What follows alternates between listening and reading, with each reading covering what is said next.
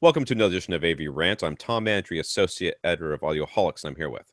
Rob H. This is AV Rant, the show where we answer your questions about all things home theater and audio video. Lots to get to today, so should be a fun show. News, lots of good questions, like in-depth questions. That's where we're heading now, I delving was into literally stuff. asleep a half an hour ago. So Okay. I'm not sure how present I'm going to be for these in-depth questions, but I'm going to try. All right. I, my wife is out of town. She's at a training or something like that in Hmm. someplace cold, which I guess is anything north of Florida at this point. Pretty And much. uh, so I've been left with my three miscreant children and having to deal with them and getting up early to send them to school and crap. So, yes, there's a lot of little itty bitty violins that are playing for me right now. But you know, Hey man, somehow you found time to watch Daredevil, which I've only watched like half of the first episode, but you were live tweeting away. Anyone who's following Tom on Twitter. yeah, I decided to live tweet my reactions to it as I was going along, trying to keep the spoilers to a minimum. Mhm. So some of the posts are a little, ooh, that was exciting. You're not watching it with me. I don't know how exciting it's going to be for you, but I tried to keep it a little bit interesting without giving anything or as little as Mhm. possible away. I mean, I don't feel it's giving anything away when you say, "Oh, those Russian guys look interesting." When at the very beginning of the episode, two Russian guys walk in. Mhm. That's not really giving anything away. Okay. I think I live tweeted through the first 5 episodes, and I kind of gave up on that mostly because it was getting irritating. Uh, to me, not to anybody. I don't know. Maybe it was getting irritating to other people, but I was irritated with myself. It just seemed like too much tweeting, Mhm. and But you are continuing to watch the show. I've heard it's very good. I mean, everyone seems to be quite high, hyped on it. So, yeah, it I do like it. It's the guy who plays Daredevil is probably the one I like the least, though. I don't know what it is. I can't quite put my finger on it. What I don't like about him. oh, But he seems to do most things right, but some of the writing is a little weak. There's no doubt. okay. But you can always tell. I really think that Vincent D'Onofrio, whatever his name is, D'Onofrio. D'Onofrio. Oh, you have to say that with a cold. Uh, his acting, I think first of all that he's so charismatic that he brings a lot to it. But I Okay. also think that he has the ability to say, "I'm not going to say that because that's dumb," and says whatever he wants to say. There are times where I absolutely wish somebody would cattle prod that man to talking faster because he Ah. really drags some stuff out. I'm like, but the Kingpin character is certainly a much more in depth or a deep character than I thought he would be. Ah. He's usually sort of cardboard cutout. Ha ha ha! I'm super crazy and Yes, he's power also hungry. usually gigantic in the comics. Yes, to clue anybody in who might have no idea what the heck we're even talking about, which seems unlikely for our audience, but just in case, this is part of the Marvel universe. This is a show on Netflix only. It's a Netflix original. Marvel and Netflix teamed up to have a bunch of, I mean, essentially TV shows, but they're not airing on any television broadcast. They're only on Netflix. So this is the character of Daredevil.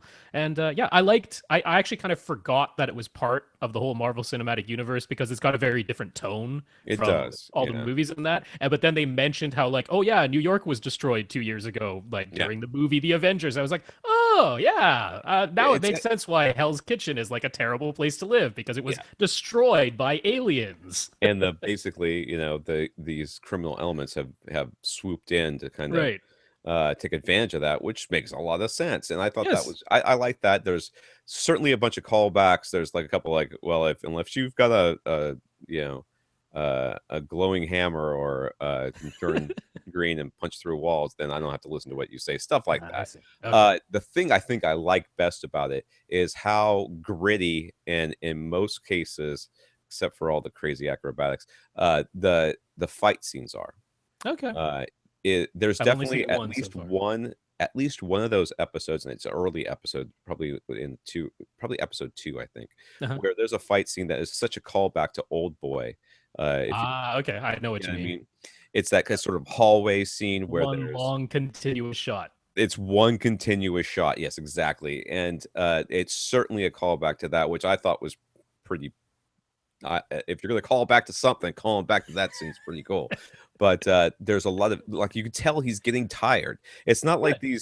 these things where they're punching the crap out of people, and like 15 minutes later they're still punching the crap out of people.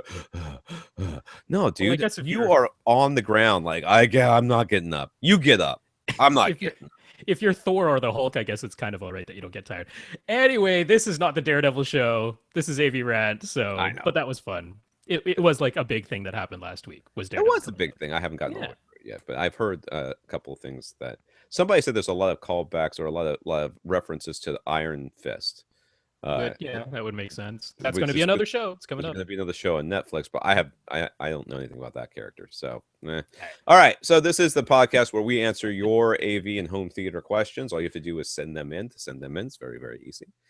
Give us an email at rob@avrant.com, and I will tell you, people who say, "Oh, my question got lost." If you're only sending it to one of us, chances are that's a much better chance that things are going to get lost, especially if that Yeah. only one of us is me. I try very hard to forward everything to Rob, but sometimes one of two things happen: either I I don't realize that Rob hasn't been CC'd on it, Right. or which is most of the time, or occasionally I miss the question. I get in 4 hours, I'll get 70 emails, most of them Yeah. spam, and I don't have spam filters. I just manually delete them all, which means I do it quickly, which means something that's not very familiar to me, and a lot of spam these days has a question in the subject line, like, Mhm. "Wouldn't you like to really please your lady?" Like, "No, I'm married. I gave that up a long time ago." And I just delete. So, when I see a question in the subject line, a lot of times it gets deleted. But so make sure you CC both of us. My It email does address is help. tom@avrant.com. You can tweet us at first reflect for Rob, at avrant_Tom for me. You can go to the website, www.avrant.com, facebook.com/avrant podcast, and those are the best places to get in touch with us. Once you Indeed. do, your question goes into the queue, and we will get to it eventually. We promise. We answer everything that comes in. We filter nothing. So if you Filter have nothing. not heard your question answered or mentioned that it is coming up, because we didn't get to absolutely everything in 1 week, then send it again because we are not filtering, we're not editing, we're not cutting out any questions. That's not Yep. what we do here. So Just keep that's asking the those deal. same subwoofer questions over and over again. We love answering them. We actually do. We totally don't Actually, mind. We're not being facetious at all. that's not even a joke. That's just the truth. All right. Start this podcast as we do all of our podcasts with our listeners of the week. We have Lior, who sent us a donation all the way from Israel. Israel. That's Mhm. right. I looked down and I thought, whoa, I don't recognize that language. And then we got a question in right after it. And I tell you, you do not have to send in a donation to get your question answered. But we do appreciate those donations to go straight into our AV Rant coffers to help us support, the hosting and the streaming and the bandwidth and all that good stuff. So Leo sent us a donation, and if it wasn't for Google Translate, we wouldn't have figured that one out. But thank God we did. We also have to thank Paul, who apparently is feeding the addiction of Rob, because those two, hand Mhm. in hand, skipping down the yellow brick road there, are going to go down to the theater to watch the over 27 hours of Marvel movies, so that they can watch the Age of Ultron, Avengers Yep. Age of Ultron. What is it, like a night early, or is it an I think hour it's early? like 3 hours earlier than the You're not regular going to showing. remember any of that, dude. Okay, but I did say if you pace it right, you can sleep through a good portion of that. Oh yeah, Like some of yeah. those. And there's like a 20-minute gap between each movie, so that's all you need. 20-minute power naps between each one. I Yeah, don't it's know. I I mentioned just it a few weeks ago. I was like, if anyone's crazy enough to join me to do this, and then I put up a Facebook post last week, and like within minutes, Paul answered. He's like, "I'll go. I drive. I drive." He's like, "I drive full out in race cars for like over 100 laps." Without sleeping or having anything to drink, he's like, I can handle this. I know how to sit in a chair for that I long know how to and sit not in the fall chair. asleep or I want die. to tell you both. You need to bring some sort of really comfy pillow to sit on. because Yeah. your butts are going to be hurting by the end of this. It's Yeah, those. these are the theater. There's only one theater in all of the lower mainland of British Columbia, where I am, where Paul and I live. There's only one doing this marathon. It's downtown, and it's not like the recliner big seats. It's Mm-mm. one of the regular theaters with, I mean, it's the somewhat nicer seats that at least, kind of tilt back a little bit, but it's not like the big seats where you can It's put not your like feet you'd up be or able to anything. put up the arm like at in Nope. an airplane and lie down It's and it's a sleep through theater toward the seat. dark world. So, yep. I have no idea if I'm even gonna make it through this thing, but If you don't, I can dude, give I'm it going to a be shot. very disappointed. So how much is it going to cost? How much does it cost? You know what? The tickets are only $50 a piece. I mean, that's not a bad deal for that long. I don't even think if they sold out the theater, they're covering the price of the bulb. Probably are. Yeah, but it's still a good. It- well, I It's mean, an you could buy the experience. ticket and then just show up for the. Do you have to? Yeah, You you can just could. show up for the Age of It's Ultron part, right? it's reserved seating, so I don't even have to be there the whole time. So There you go. You can yeah, go out to dinner. Find the movie you've seen enough. So I've seen this enough. Let's go out to dinner. that's true. All right.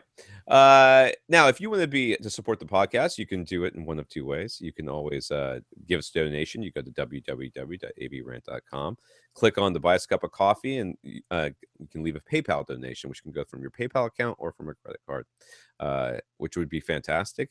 If you'd like to support us in some other way, just be creative, figure out how to do that, and then let us know about it. If that's putting a sticker on your race car, like Paul did, or if Hmm. it's tolerating whatever sort of weird BO is going to be in a movie theater after 27 hours of Marvel movies with Rob, you can do that. If it's by, I don't know, telling a friend or making a purchase and then letting them know that Hmm. you did it for because of us, that all works too. Just let us know. We will list you as one of our listeners of the week. Now, I don't care about the rest of the stuff, but DTSX came out, and I read the thing and went, that doesn't really say much. It just says It that it's an really does. object-based system that's going to be in a bunch of receivers. And Yeah. no, Rob's crappy, can't believe he bought it behind my back, you backstabbing SOB. Gannon is not going to be upgradable.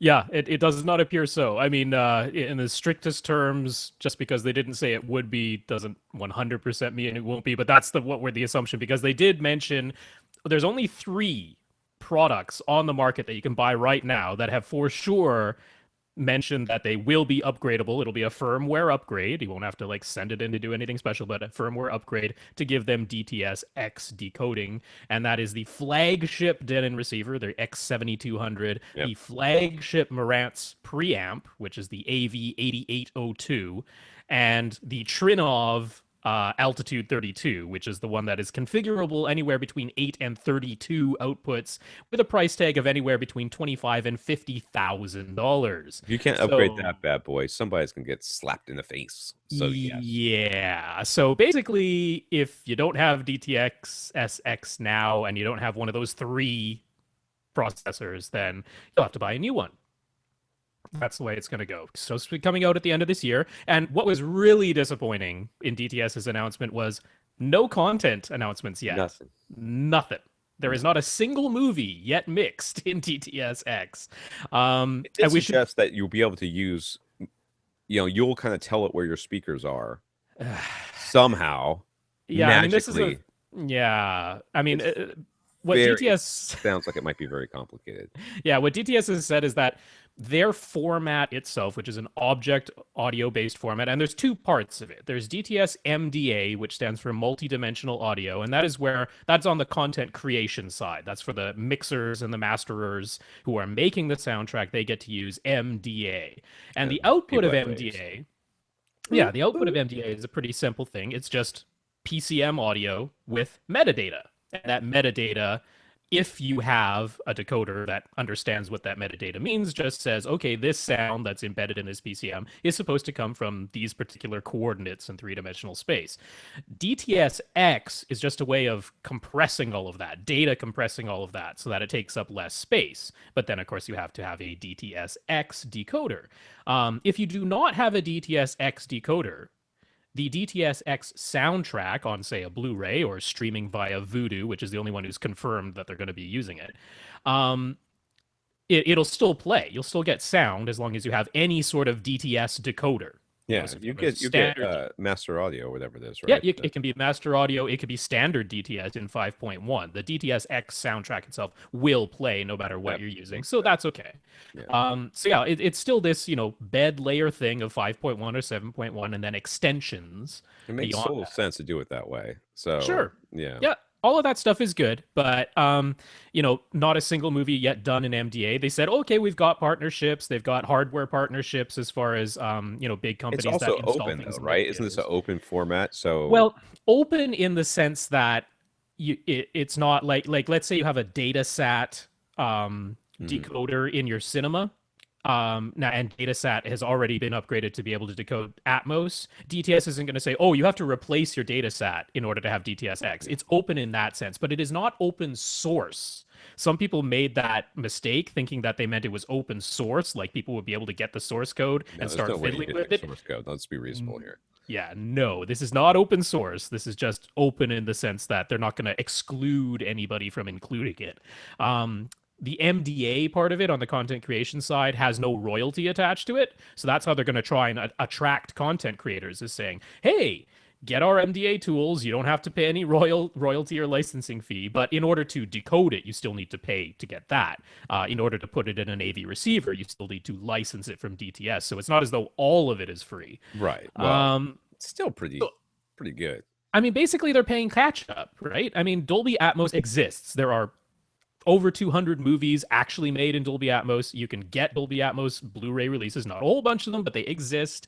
So I mean, they're ahead. DTS is trying to play catch up by trying to make it sound like they're more flexible and easier to use, but ultimately it comes down to the AV receiver manufacturers. It's not like you can magically just have your AV receiver know where your speakers are in three-dimensional space without them doing something new that they're not doing right now, I am or telling you, they are going to give you, they are going to tell, there's going to be some sort of interface that says, where is your speaker? And uh it's going to have some sort of display on there and you'll pick, you know, I mean, I think the regular consumer level AV receivers that we're already used to from Onkyo and Denon and Marantz and Yamaha and Pioneer and all that.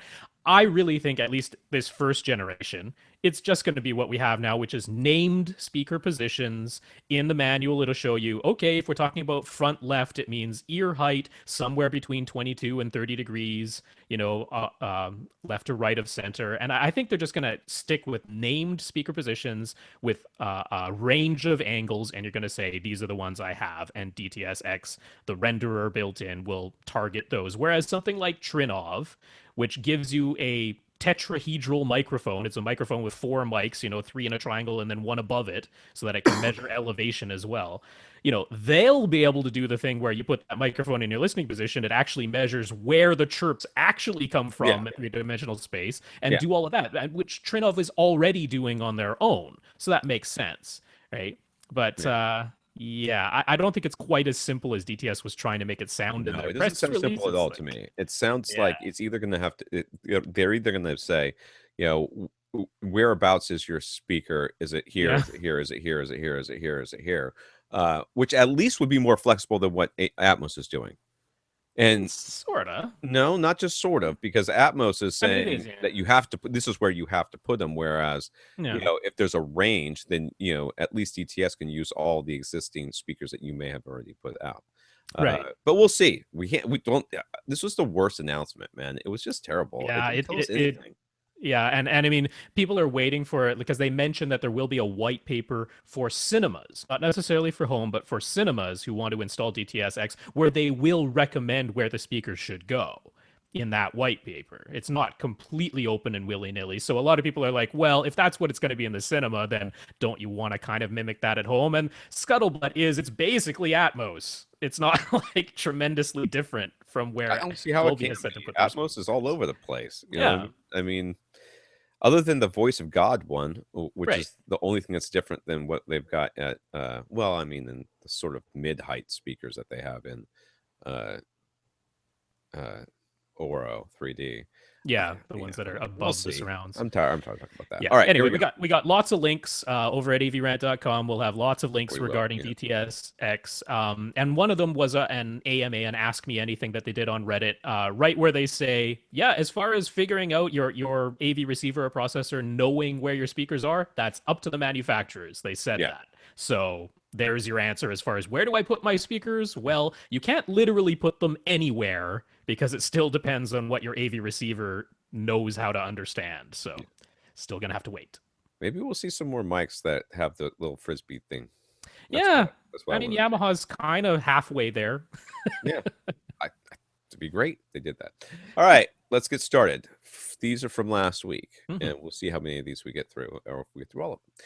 Barney was listening to a Home Theater Geeks podcast from a couple of weeks ago, and he was mentioned that OLED TVs do not have enough light output for high dynamic range content. They also have motion blur issues. Really? They have motion Yeah, blur issues? some people have discussed this that it's fast moving content. It's a little bit like LCD where you get little trails Mm, behind things. It's all not right. super fast refresh, All and yeah. right. They were also discussing Samsung's recent press event where they officially launched their 2015 lineup of SUHD LCD TVs. Was that super, ultra high? Samsung has said the S does not officially stand for anything. They just put it in there to try and make themselves sound like they're better than UHD. Okay. And they had a direct comparison to the current OLED TV. The OLED TV had superior contrast and black levels, but it crushed shadow detail and was slightly inaccurate when producing certain colors, particularly turquoise, and had some image noise in the dark images. Mm-hmm. That sounds like a really valid Samsung totally did not skew that at all comparison to me. I bet they were right up front. I bet they got professional calibrators to They not. actually they did. I That was believe it. yeah. But, but anyways. All right. So Barney just wants to know our thoughts. Is OLED really the future? If current 4K OLED TVs can't do HDR and expanded color, what's going to happen when that sort of content arrives?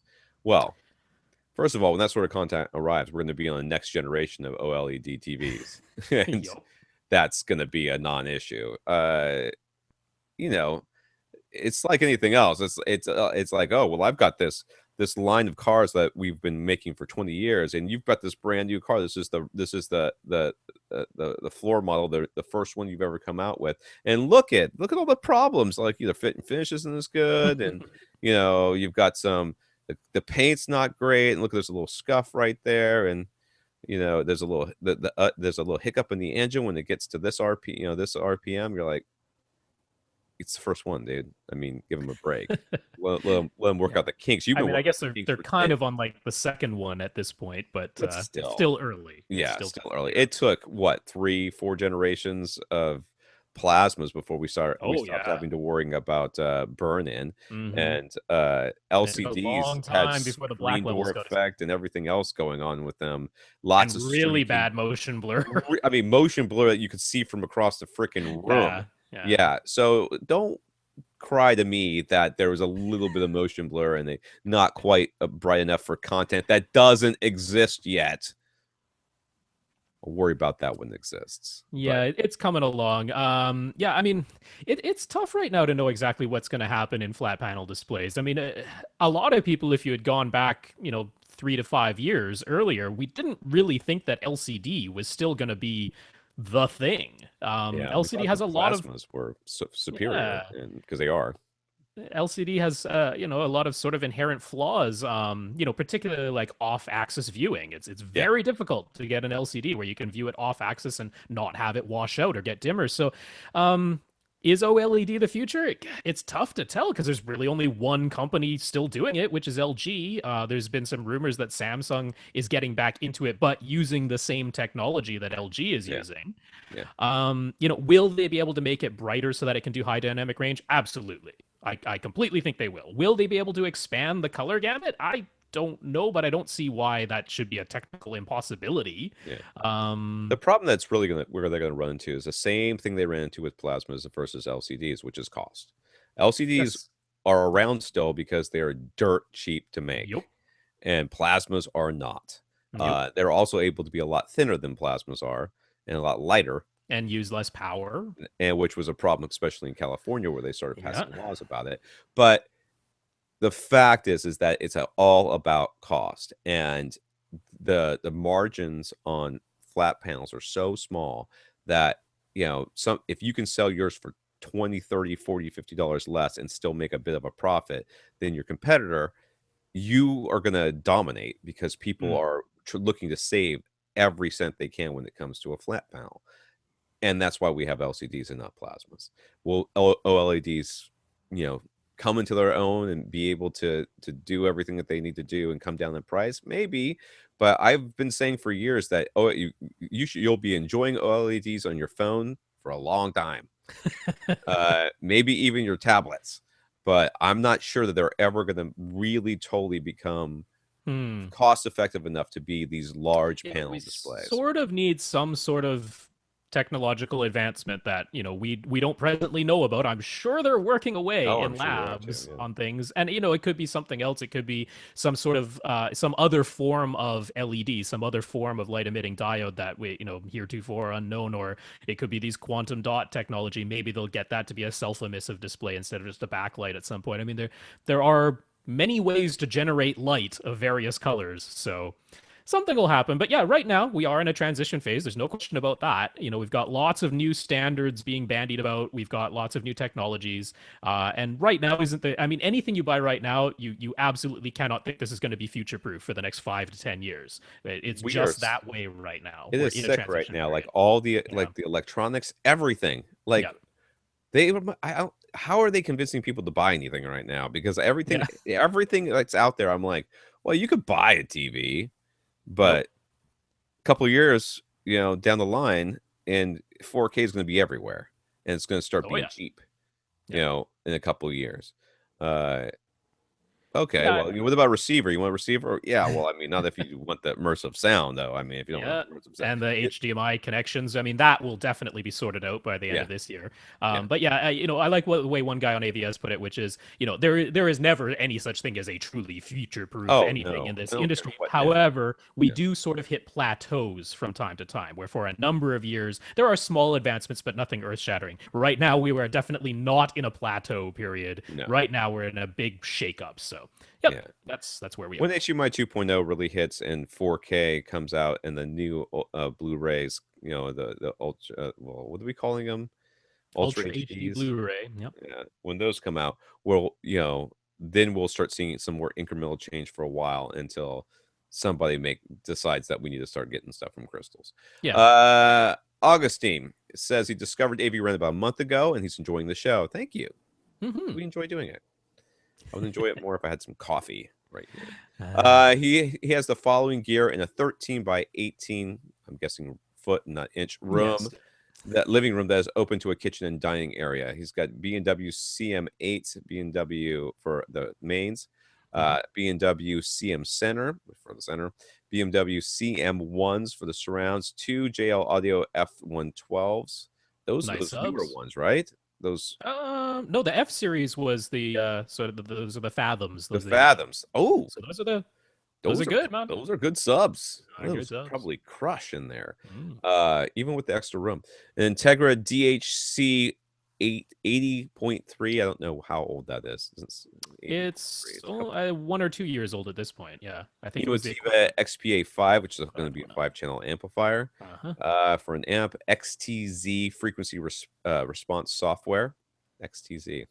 Yeah, that was reviewed on Audioholics. It's Was like it a, really? a I think I kit with read a that. microphone and software package. Yeah. Yeah, I remember that. And some acoustic panels from Real Traps, covering the first reflection points and bass traps, which one of his first reflection points looks like is that a window or a sliding glass door or something. Yep. Yeah, he's So got them it's on good. stands. Yes, he did very good with his acoustic treatments and Mm-hmm. everything else.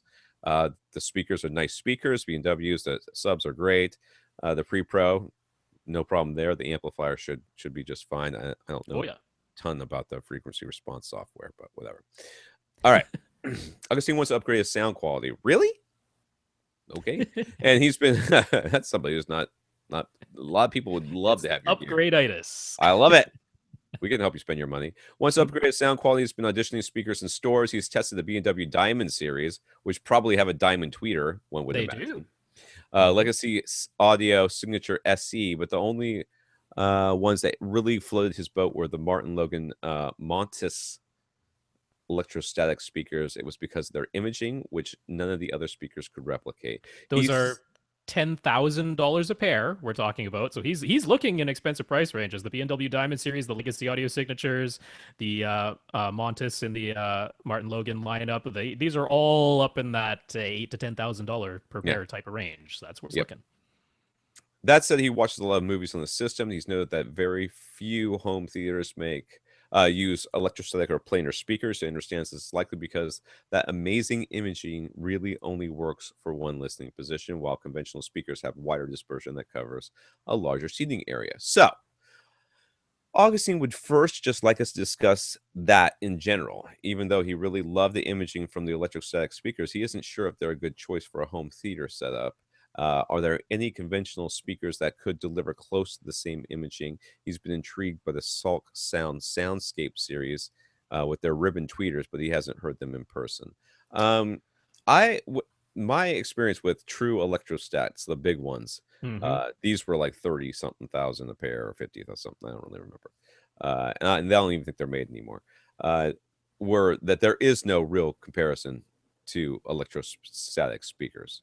Uh, when your head is in that vice that it needs to Yep. be in order for you to get that, when both speakers are pointed directly at your face or something, like right over your shoulder, and you're sitting in that one spot where they do the chalk outline on the seat to show you where to put your head and everything. There is no, and I know exactly what you're talking about, dude. It's Uh-huh. amazing. It's an amazing sound. um yeah, I've never experienced that. Even with headphones, I've never experienced that with Mm. anything other than those speakers. It was an intense and surrealistic experience. Uh, you know, I don't know what to tell you as far as whether or not you can get that with another speaker. The question, I think, the more interesting question is whether or not they're good for a home theater setup. Right. Uh, Yeah, because you because definitely see people with their two-channel only, music only setups. Lots of those are using electrostatic or yeah, other planar type speakers. You see that all the time, and he's right. You don't see it as often in a home theater setup. even Because though Martin Logan or one of those makes like some sort of electrostatic panel that comes off the wall, and they tried to convince all of oh us yeah, that Magnapan has those. yeah, the Magna, I think it was the Magnapans that I heard the demo, Hmm. and I just walked across the room, and you could walk right in and out of the sound as you were going across the room. You know what I mean? I mean, there was no doubt about it. They were sitting there saying, "See, it's got really good dispersion and stuff." And I just stood up in my seat and started walking and went, "No, it doesn't, dude. It just doesn't."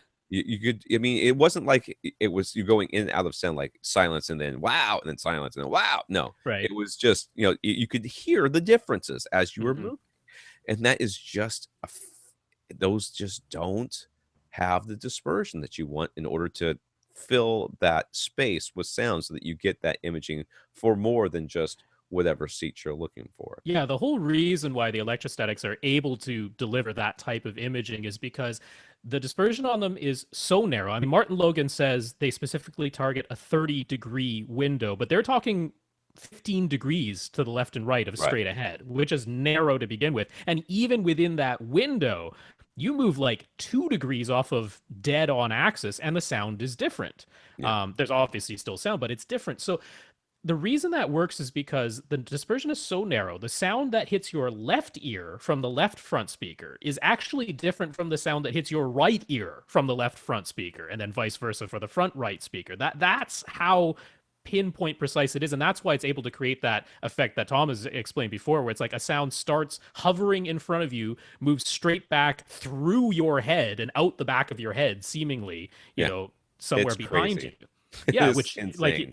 like you said, even headphones can't really do that because they struggle with making it seem like a sound is outside of your head at all. Right.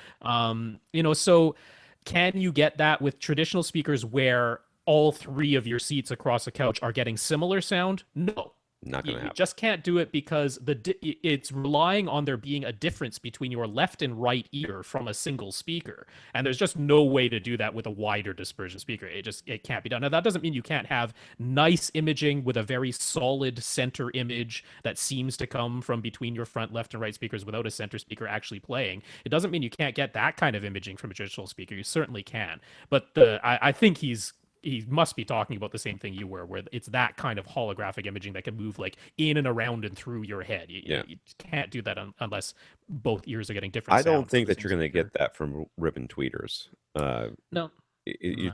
just not.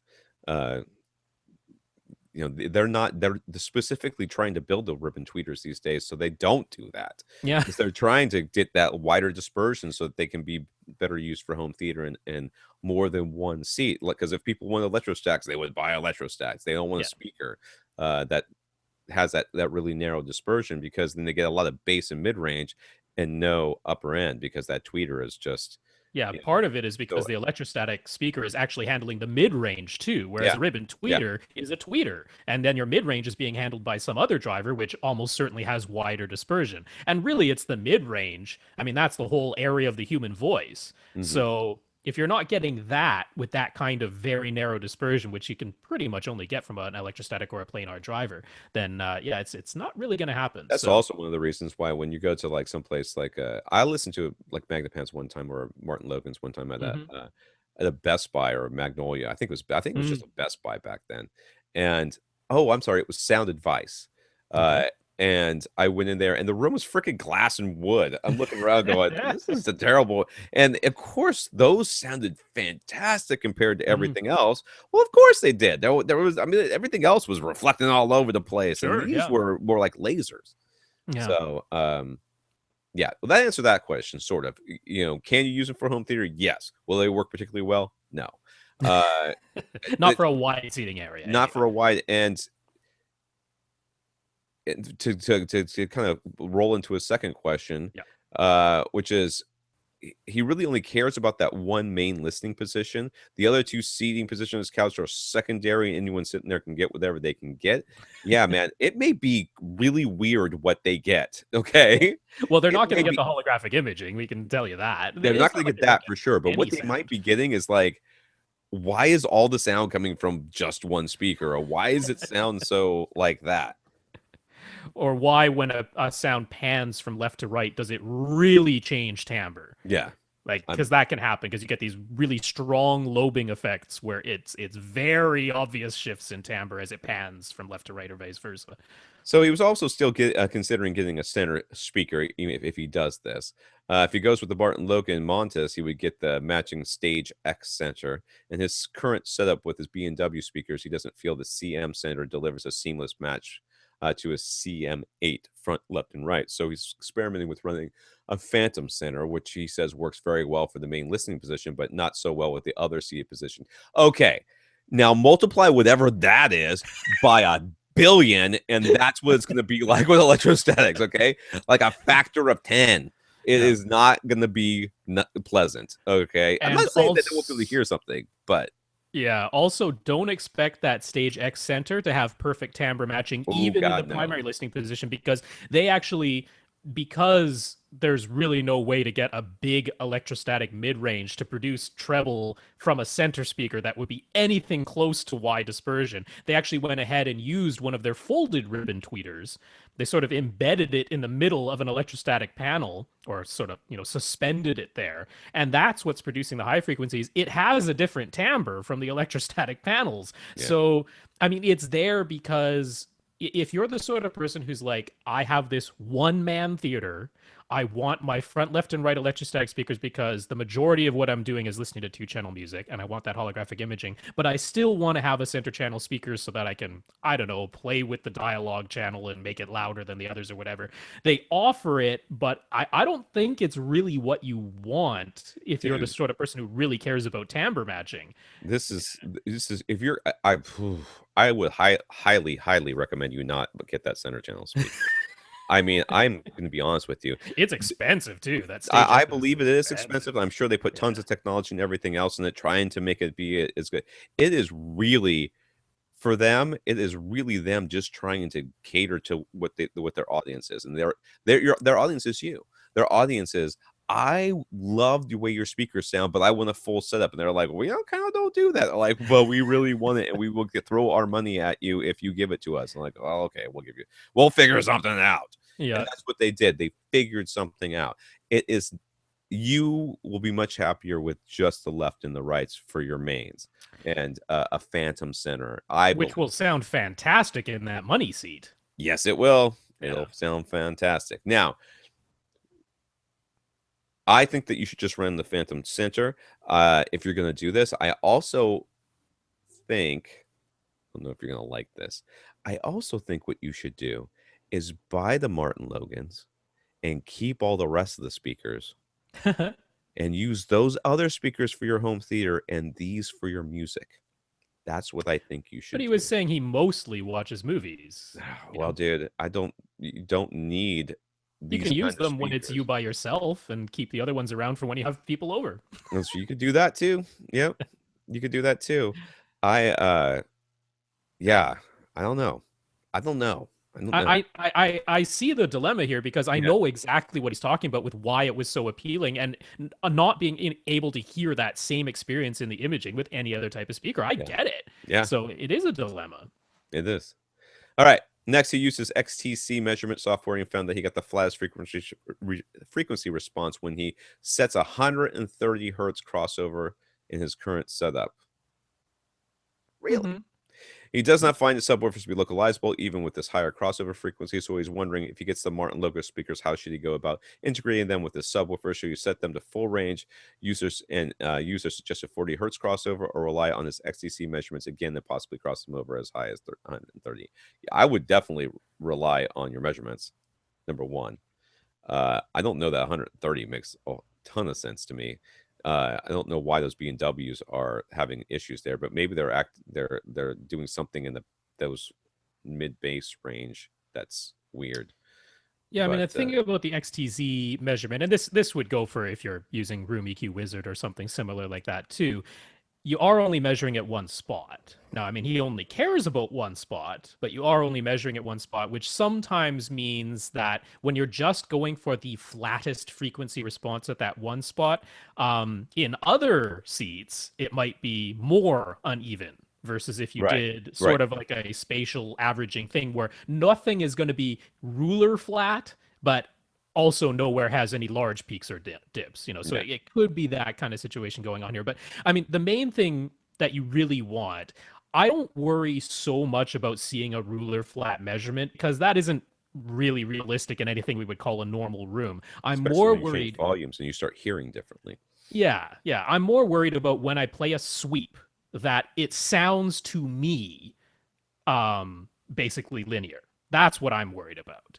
I want to be able to play a bass sweep and not hear any gap between where my speakers roll off and my subwoofer begins. I want it to seem as though my speakers are just magically full range. So that I would care more about. I mean, the measurements are a good thing for identifying I'm hearing something weird. What is it, and will I be able to fix it with an EQ? That's a good thing to use the measurements for. I wouldn't like be obsessive about seeing a ruler flat response on a measurement if your ears are telling you that sounds flat to me. I would also wonder if you change your crossover to 80 Mm-hmm. and just left it at 80 no matter what. Do you use your measurements to get as flat as you can in your one place? I wonder if when you were using that Phantom Center that you were talking about where it wasn't the best sound, uh for other people, Mm-hmm. I wonder if that would even out for them a little bit because they're not getting all this Mm. bass up above, localizable bass, or bass that is above 80 hertz. That's maybe sounding really uneven to them. I'm wondering if that might even stuff out for them as Yeah, well. I mean, I certainly wouldn't. I definitely wouldn't be setting those Martin Logans to full range. No. There is no good reason to do that. They themselves suggest 40 hertz simply because that's where the -3 decibel point is on those speakers.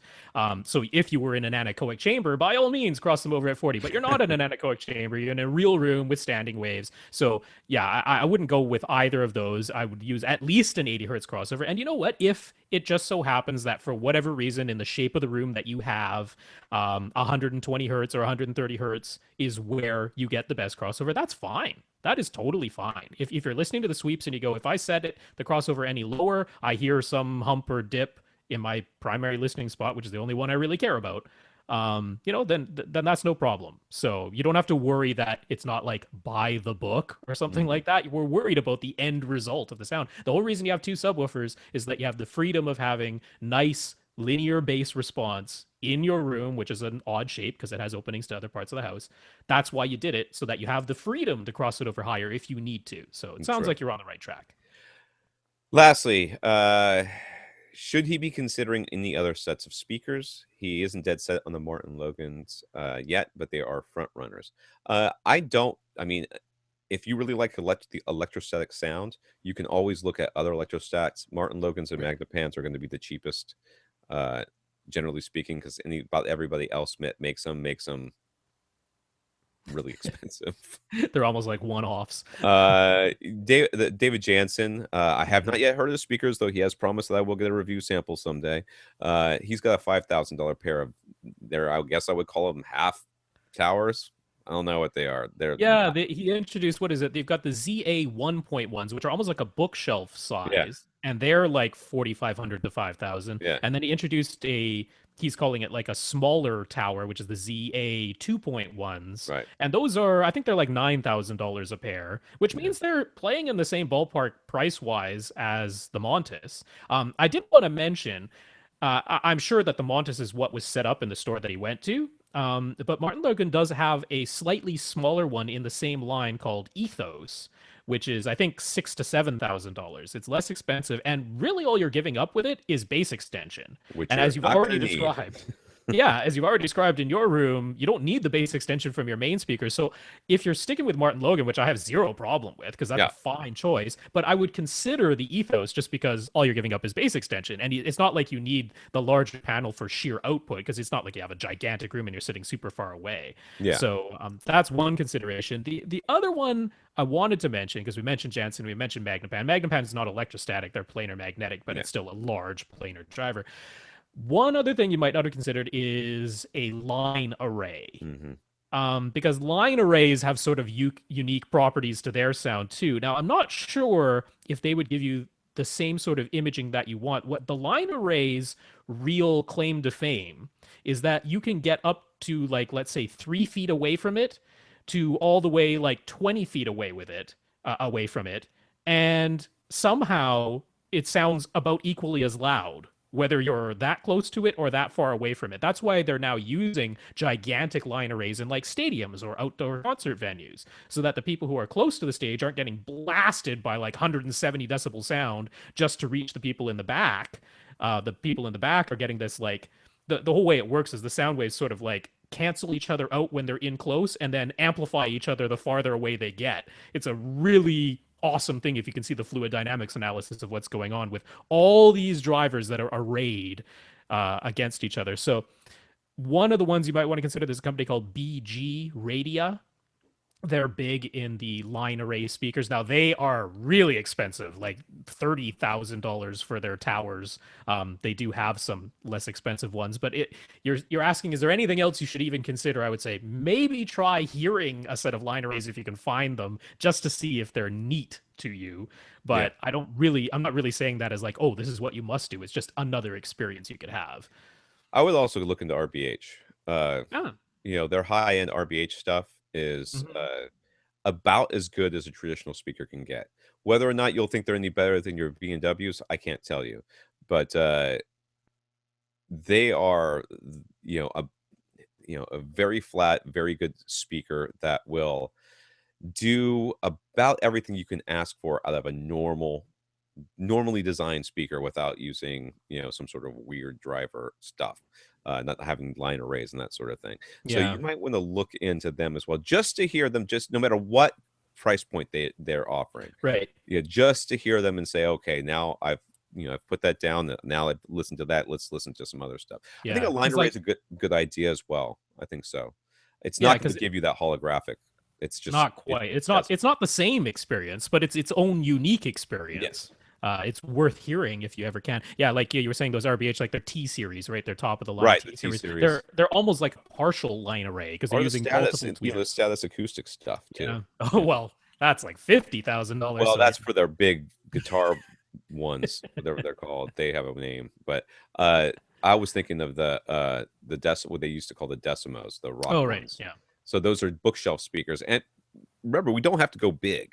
You're in a small room, yeah, yeah, and your bass is being handled very well by your subwoofers. yeah. So you don't have to worry about your bass. So don't be shy. Don't shy away from well equipped bookshelf Mm-hmm. speakers. Those decimos are easily some of the best speakers in that price category that exists. And I thought they were like 10 grand, right? Something like that. 5,000 a piece, something I like don't that. even remember I it don't remember. anymore. All right. Anyways, they don't make them. Now made out of rock.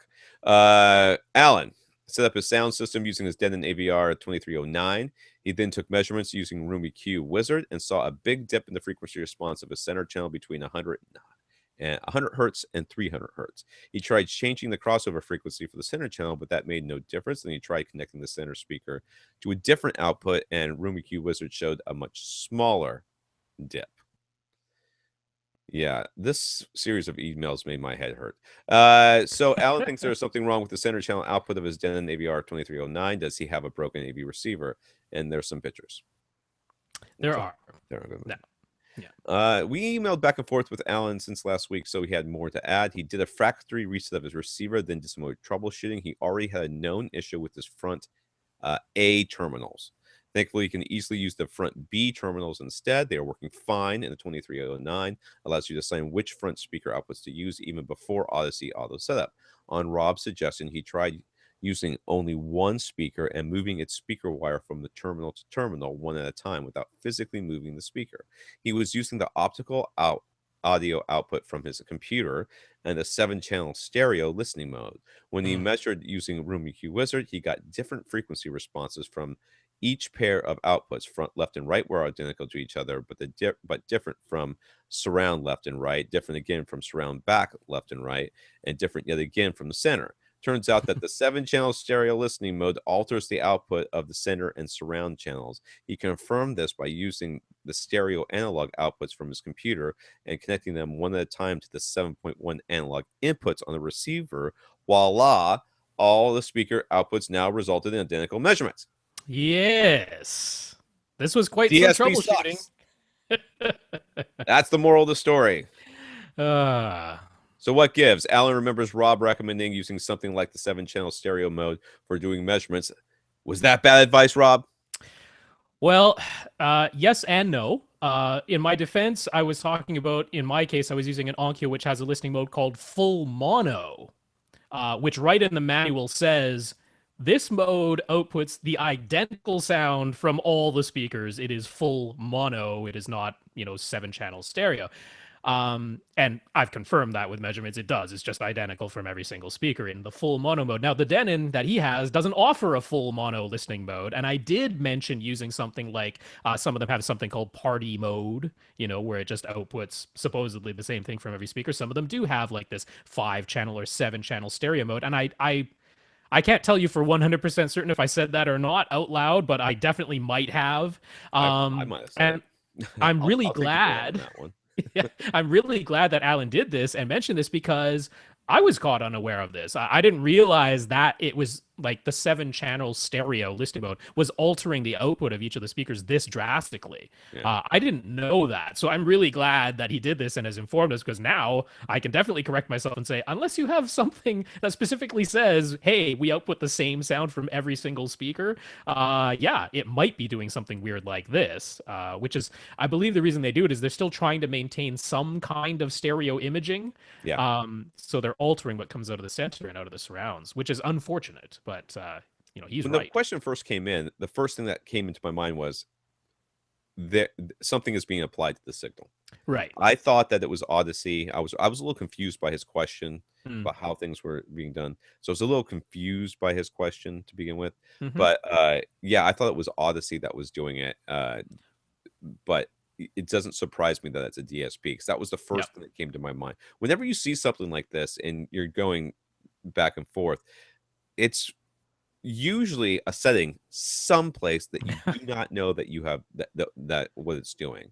But I And mean, some fair enough, because there's so many potential settings. Oh, absolutely. Yeah. Don't, please, Yeah. I'm not in any way blaming anybody. This is the manufacturers going, okay, well, you know, I know it says this, but what the people really want is that. And some Mm. engineers like, really? That's what they want? Oh yeah, that's what they want. Give them it.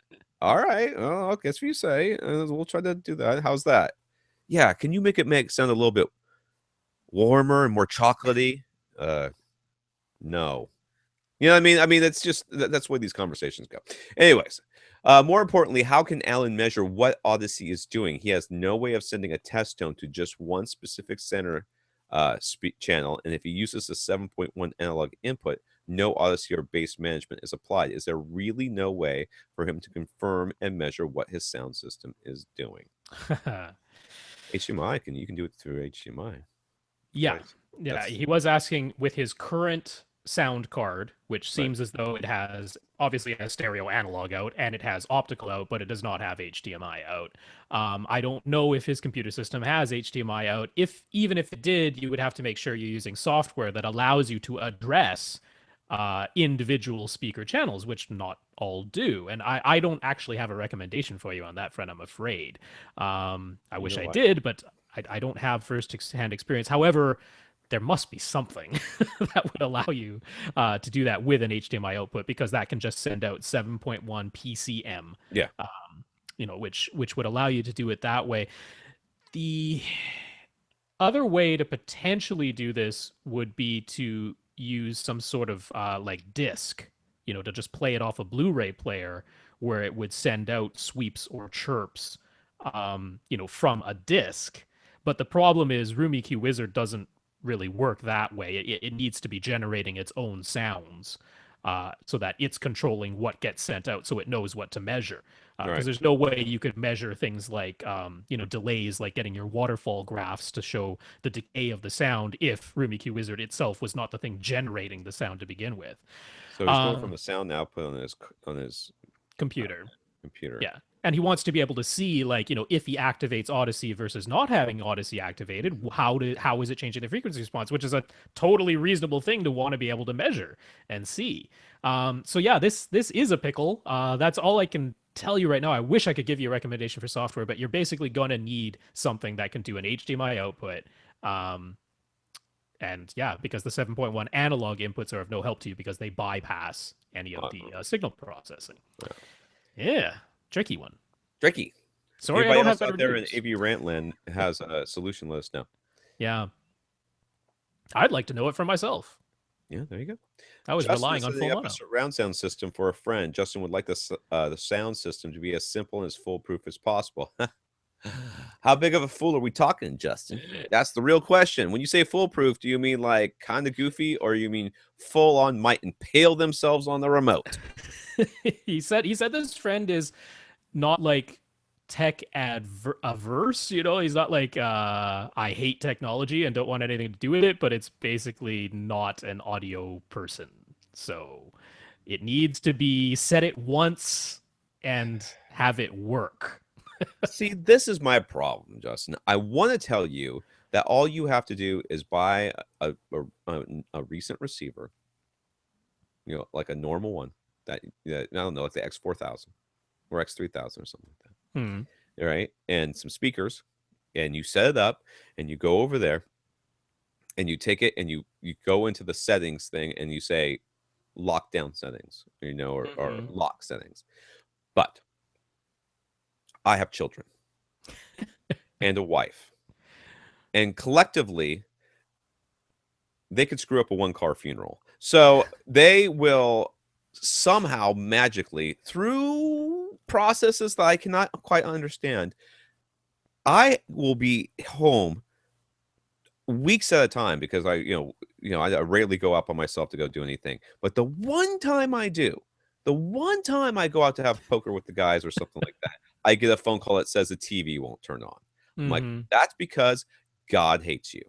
Clearly, God hates you because it works for me every damn time I'm home. So therefore, it must be you. So they screwed up somehow. They're like, all the sounds coming out the back. Mm-hmm. Jesus. So I want to be able to say that you can just set it and forget it. There was No. a while ago. There was for a while receivers were coming out with like remotes and then like mother-in-law remotes. Right. Uh, Yeah. that's one thing that you can't if you don't want to go the route that he's thinking of going. If you want to get like a more traditional setup, you can basically get a you can set it up for them and then take the remote away and then give them a universal remote that you have programmed, not like a good one either, you know what I Yeah. mean, not like one where you've programmed everything, but just one that turns everything on and turns everything off, and it's just that's all it does, and it's good to go. You could Except do that it. the knobs and buttons still exist on the front panel of the Exactly. You receiver. have to somehow tell them not to touch that stuff and then make them not touch it. Yeah, because I set up a simple 5.1 surround sound system in like the break room at my work. I did that and I did what you said. I set up a universal remote that had like the simplest of things. You weren't supposed to be, it was a harmony, so it was supposed to change the inputs for you automatically. You didn't have access to the input buttons on that remote. You didn't have access to the listening mode buttons on that remote. Nothing. Didn't matter. They still managed to mess up the inputs and mess up the listening modes. I would come back, I'm like, how is this on mono? Like, how is that a possibility? Because somebody went up there and fiddled with the knobs. So it's like, if it can get screwed up, Yeah. it will. It's Murphy's Law. Your other option is to actually take it and put the IR repeater into a closet and hide it. Hide it from them. Oh, Yeah. man. So, no, that's not going to work. Anyways, he's wondering if the Sonos Play Bar is any good. Using the Play Bar with a pair of wireless Sonos One speakers for surrounds, plus the wireless Sonos sub, seems like a potentially good solution for less tech-savvy people. But does it sound any good in a larger room outside of a showroom in store? My experience with Sonos speakers has been mostly in bedrooms, Mm, and they've sounded fine. yeah. I mean, nothing to write home about, but they get sound in there, and they Hmm. sound okay. Uh, if they're not tech savvy and not raw audiophiles, should probably work fine for them. But just because it's Sonos doesn't mean it can't be screwed up. I'm just gonna throw that out there, all right? Because Oh yeah, that can get screwed up too. that, However, I'll certainly say it is a more intuitive interface. yes, If they're used to using a smartphone or a tablet, if they're that kind of person, then it is absolutely a nice way. If they're the sort of type of person who doesn't even like to use a smartphone or a tablet, then Sonos isn't for them because pretty much it's all done through apps. yeah, So there's that to consider. So yeah, there's that. I have to go based on reviews of the play bar because I have not had firsthand experience with a no, play I haven't bar either. in my own house or anything like that. What the reviews by and large have said is that Sonos seemingly went for separation. They wanted to give you the sense of there being like stereo separation in this play bar. And as a result, when you play music, it doesn't sound right because Mhm. they messed with the frequency response, Right. gave it more high end detail so that sounds would have clearer separation from one another, but not necessarily accurate frequency response. So a lot of them said this is not like that great. And I'll be honest with you, the last thing I want to do whenever I'm talking to somebody who uh is not tech savvy is in any way get them towards something that's wireless. You know, wireless is by default flaky. It's supposed to always work, Well, and it normally always works. But then occasionally it doesn't always work, especially yeah. when it's poker night and I'm not wanting to Gotta talk. give Sonos credit there. They're as far as the wireless systems go, they are pretty darn solid. They are, but my Yeah. Forest speakers have been very, very solid until like this week, and now they won't play. I mean, they have been rock solid. I connect, I put Pandora, boom. It will do everything but Pandora now, and I have no idea why. It's just in fact, I need to reinstall it. I just uninstalled the app because I was so Hmm. mad at it, and I'm gonna reinstall it, hoping that fixes it. Because like turning it off and turning it back on again fixes it.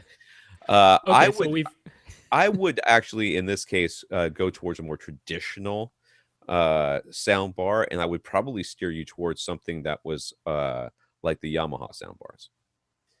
Okay. Because the Yamaha soundbar, basically, it does everything within the soundbar. So you can Hmm. connect a source to the soundbar and the soundbar to the TV, and then the surround and everything else is done there. And they screw it up. Well, it's still going to make sound. It's not like it's going to get too weird. They just might go from stereo to surround to bouncing surround to phase surround to stereo again. Mm, You know, those are yeah. pretty much your options. That's the direction I would personally go. He's saying if regular speakers would sound better, are there any intuitive, simple AVR receivers or even just one where Justin could lock down all the settings and listening modes so nothing could screw up? We already answered that. The answer is no. It No. doesn't exist. I'm sorry. It just doesn't exist. If it does, I've never heard of it. Justin has an Onkyo AV receiver himself, and he's rather certain that it's too complicated and easy to mess up, and Yeah. we agree. Yeah. So I went a slightly different way. I mean, along the same lines as what Tom just said, with going with a traditional soundbar, but I've actually been very impressed with Vizio's soundbars. And in particular, they have they call them their 5.1 soundbars, where of course you have the soundbar up front, which is handling the front three channels. Then they have a wireless subwoofer, and they're actually not too bad. They're pretty decent. Yeah. And what they get you to do is put that wireless subwoofer at the back of the room, and it's a proprietary connection between, the wireless signal is only going between the soundbar and that sub, so it's not like connecting to your Wi-Fi or doing something like that. It's just that one connection. They have you put that wireless sub towards the back of your room, and then they have two physical speakers that get plugged into the subwoofer. They use regular RCA connections, so you don't have to use only the length of cable that comes in the box. You can use longer length of just RCA to RCA plug cables, so that's fine. So in that way, the surround speakers are not truly wireless, but they're kind of wireless because they only have to plug into the wireless sub. And you can then put the sub towards the back of the room. They have their largest one, which is 54 inches wide. That's a big sound bar. Yeah, But it is. if you're setting this up in sort of a theater thing where you have a 55-inch or a 60-inch TV, it won't look drastically out of place. The reason I recommend that one in particular is because it's the only one Vizio makes that has an HDMI input. Well, So yeah, and that's where the Yamaha stuff is gonna. I mean, how much is that right. bar? Now the 54-inch one I think is $400. I think Yeah. that's the price. So you're looking at completely different sort of price points here. Yamaha Yeah. bars are going to be well closer to $1,000, but Yeah. they're going to have a lot more technology in them. They have don't get the cheap crap from Yamaha. All right, I've tested it; it's Yeah. garbage. The Yeah. good stuff, the ones the sound projectors, if it says sound projector on it, generally it's good, but it's going to be around the grand. We've got listeners who've bought them based on my recommendation and have loved them.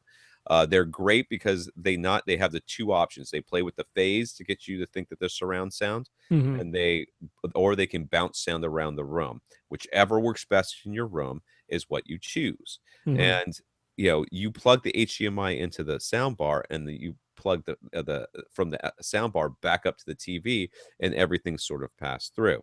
And that way, you're not needing a receiver. You're not needing all this other stuff. It's all powered by and they have wireless sub options as well, I believe, or wired subs even. As Yeah. well. No, I mean, he did write back actually just today, because I forwarded some of these thoughts to him already, just via email, because he was Yeah, already waiting from last week. And he asked a good question, which is like, that like the Vizio soundbar in this case, it has one HDMI input, which is for like some other source, and then it has an HDMI output, of course, so that it can send that signal along to the TV. If you say right, you plug a Blu-ray player into the soundbar and then the soundbar into your TV, but the HDMI output coming out of the soundbar also has audio return channel, right. so that if you're using the built-in TV tuner, or probably more likely something like the Netflix app or the Amazon Prime app that's built into the TV itself, that audio can get sent through the audio return channel into the soundbar. Now, he was saying, could he have a simplified setup where all the sources get plugged into the TV, right? So everything gets plugged into the TV, and then there is one HDMI connection using the audio return channel going from the TV to the soundbar. So that way, like this You person don't is need already, an HDMI connection to the sound bar, though. Just go optical out. you All could use TVs have an optical, yeah. optical out, right? But the issue there is that the vast majority of TVs, whatever source you're plugging into them, like let's say you're plugging in a Blu-ray player via HDMI or you're plugging in a Apple TV via HDMI, and you're sending out 5.1 or 7.1 audio from that player, once it goes into your TV, almost all TVs down convert it to only 2 channel. They do not pass through Dolby Digital 5.1. There are a handful that do. There are some Sonys that do, but that's about it. We are And that's talking about sound unfortunate. bars at this point, are we We not? are. Yep. Okay.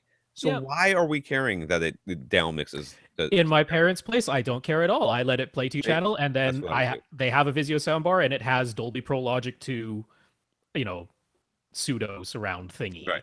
So yeah, I mean, the Sonos works the same way. The Sonos only has an optical input. Yeah. That's all it's gonna understand. So yeah, I think when you're talking about simplified, not changing what they already have, like if they're already used to plugging everything into their TV and now they just want surround sound, soundbar is like the way to go, man, because Yeah. then you're dealing with one input. You never have to change anything on the soundbar, and all you have to do is change the volume. And the Vizios are cool because they can actually learn the volume command from your TV's remote. All of them do that these So days. yeah, so you don't even have to use the remote that came with it. Yeah. So, yeah. Yeah. Yeah, you could do it. Yeah, I think all of those will work. So let us know what you end up with, dude. Yeah. All right, so let's get on to this week's questions. I really wish I had brought a glass of water in here. I'm getting dry, so I might It's if I funny how you stand forget up. that every I know if I every stand up and time. walk out, just keep talking until you see me come back. I'm going to get a drink of water. That is gonna happen. I see. So Nick had an email that got lost in the shuffle. Nick, CC everybody. I don't know if that was really what happened. I'm just blaming you. Thanks for sending it to us again, and sorry we missed it the first time, or second time, or third time, however many times we missed it. This is the gear he has: a Denon AVR 1611. For fronts, he's got his Boston P400 passive soundbar. And he asks, why don't they make more passive soundbars? Answer is because people don't buy passive soundbars. Because then you need an AV receiver to power it, and that's not what most soundbar people are looking for. Does that sounded like what Justin wanted? Does it sound like he wanted that? Because it's not what he wanted, and he's looking for a soundbar. The rears are Boston CR7s, and the sub is a JBL Venue Sub 10. Venue. I don't know that I know that one. Series. Yeah. Is it decent? It's sub 10 usually means 10-inch driver, which doesn't 10-inch necessarily driver. scare me off. But I'm gonna have to Google that while we're talking. While I'm that I'll start that Google while I'm getting my drink. All right. Let's see here. Nick is using HTPC. It's a home theater PC, and sometimes when he fast forwards a recorded TV show, he gets a really loud pop from his front speakers that scares everybody. Do we have any idea what's causing that and how to fix it? Yeah, it's your HTPC. That's my contribution. Yeah, I have a suspicion because I've faced the same thing myself. Home theater PCs. Now, the vast majority of the time, when you're just in like the Windows desktop or futzing around inside of Windows Media Center or something like that, all of that audio is coming out as PCM. That's what's being sent out of the computer. Now, as soon as you start playing a TV show or, a ripped Blu-ray or something like that, perhaps you're saying send out the bit stream, Dolby Digital, or, one of the other bit streams, Dolby True HD, DTS HD, Master Audio, whatever it might be. So there's a big problem because home theater PCs very often, when you're doing something like fast forwarding or skipping or something like that, they default back to trying to send out PCM. And for a second or a split second, they lose the bit stream, or the bit stream gets sort of muddled up. It's not coming through properly. So that's when you get this weird pop or glitch, because as it comes back in, it switches back from PCM back to the bit stream, and then your AV receiver wigs out for a split second and goes, whoa, what's going on here? I thought I was about to play PCM, and now you're telling me to play a bit stream again, and bang, you get a pop, or sometimes you even get garbled sound. I've had that happen myself. So the way you can fix this is to tell your home theater PC to always send out PCM audio. You can have it do all the decoding. You can have it handle the Dolby Digital decoding and just send out 5.1 PCM from your recorded TV. Tell whatever Blu-ray software you're using to play back to do the decoding itself. And that way, all that's ever coming out of the home theater PC is PCM. It's never sending out a bit stream. On the receiver side, you can actually do a trick where you can do this input by input. And I looked up the AVR 1611's manual. And what you'll have to do is press menu, go into the input setup, go to the input mode, and there's a thing there called decode mode. And the default for that is auto, where it just tries to detect the signal coming in and decode it. You can force that to PCM so that if it gets a bit stream of anything else, it just ignores it. It says, this isn't PCM audio. I'm not playing anything. It will only play back PCM audio. So now you've set it up where your HTPC is only sending out PCM and your receiver will accept nothing but PCM. And that should get rid of the pop, the loud click pop thing. That's my hope. Let me know if that works. But that's my solution. Very, very good water I'm drinking here. I'm sure that was enlightening. All those words that you said. Thank you. Did I leave at the right time, or did you have to stretch? That was fine. I did not have to scramble at all. Oh, it was good. perfect timing. Second, when he switches inputs from watching TV to using his Roku, he has to turn the volume way down because the Roku is so much louder. Any way to even this out? Yes. Yes, usually that's in the that's a receiver thing. You can go into usually most receivers you can go in and set some input like level thing. Yep. I know on the X4000 it's like that, and I'll be honest with you, I never do. I don't know why. You know what I mean? I there's some part of me that believes that making a change like that is going to make it do something weird to the signal. So I'm just like, don't touch anything. Just I can change the volume myself. I'm the big boy. You know what I mean? I honestly believe that. I know it's like magical thinking. It doesn't make any sense, but I mean, let's think about the 7-channel stereo thing. Doesn't make any sense why 7-channel stereo would have done that, but it did. When you think about it afterwards, when you figure out what it is, you go, okay, well, I guess I kind of see why you might have thought that was a good idea, but that wasn't a good idea. You were wrong. And that's why I don't go in there and do this. But where is it, Rob? Fix it. Yeah, on this one, again, you're hitting menu. You're going to the input setup again, and you do have to go input by input. This is an individual thing. That goes for the decode mode as well. So luckily, you can just have that decode mode setting I mentioned before only for the input for your home theater PC. Your other ones, if you have a separate Blu-ray player or something, can still do bitstream decoding. So that's great. But here you go, menu, input setup, and go to source level. This is, particularly for this AVR 1611. But anybody who's facing this sort of thing, look it up in your manual. It will be buried in the manual somewhere in the settings.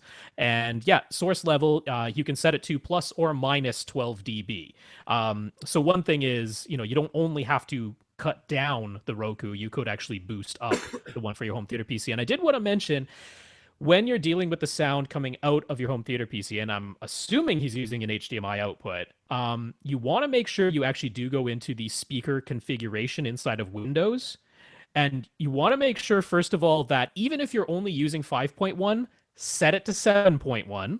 Because otherwise it does funky stuff to Dolby True HD and DTS HD Master Audio. Set it to 7.1. Your AV receiver can handle it. Even if you're only using 5 speakers, it can accept a 7-channel signal and then just does it all the time. Every time you put a Blu-ray in.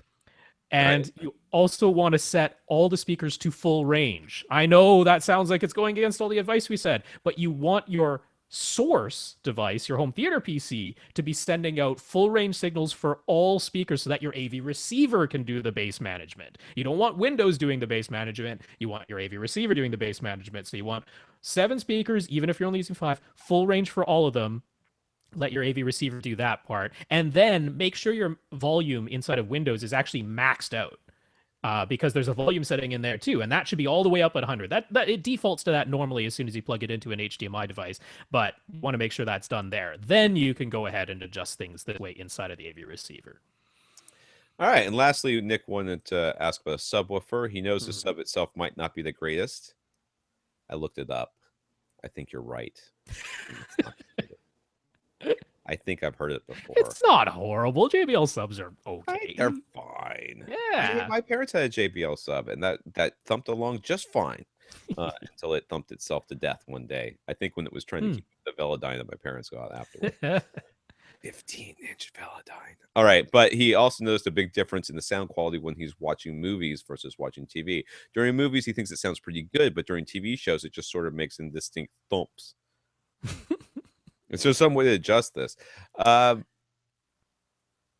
as far as I know, he's watching TV through his home theater PC. So what I Yeah. just said about making sure all those speaker output settings, that could be part of it. Because if Windows thinks all your speakers are small and it's doing its own bass management, and then your AV receiver is doing bass management on top of that, and you're watching movies off of a different device, or Yeah, that's even true. if I didn't think yeah, about that.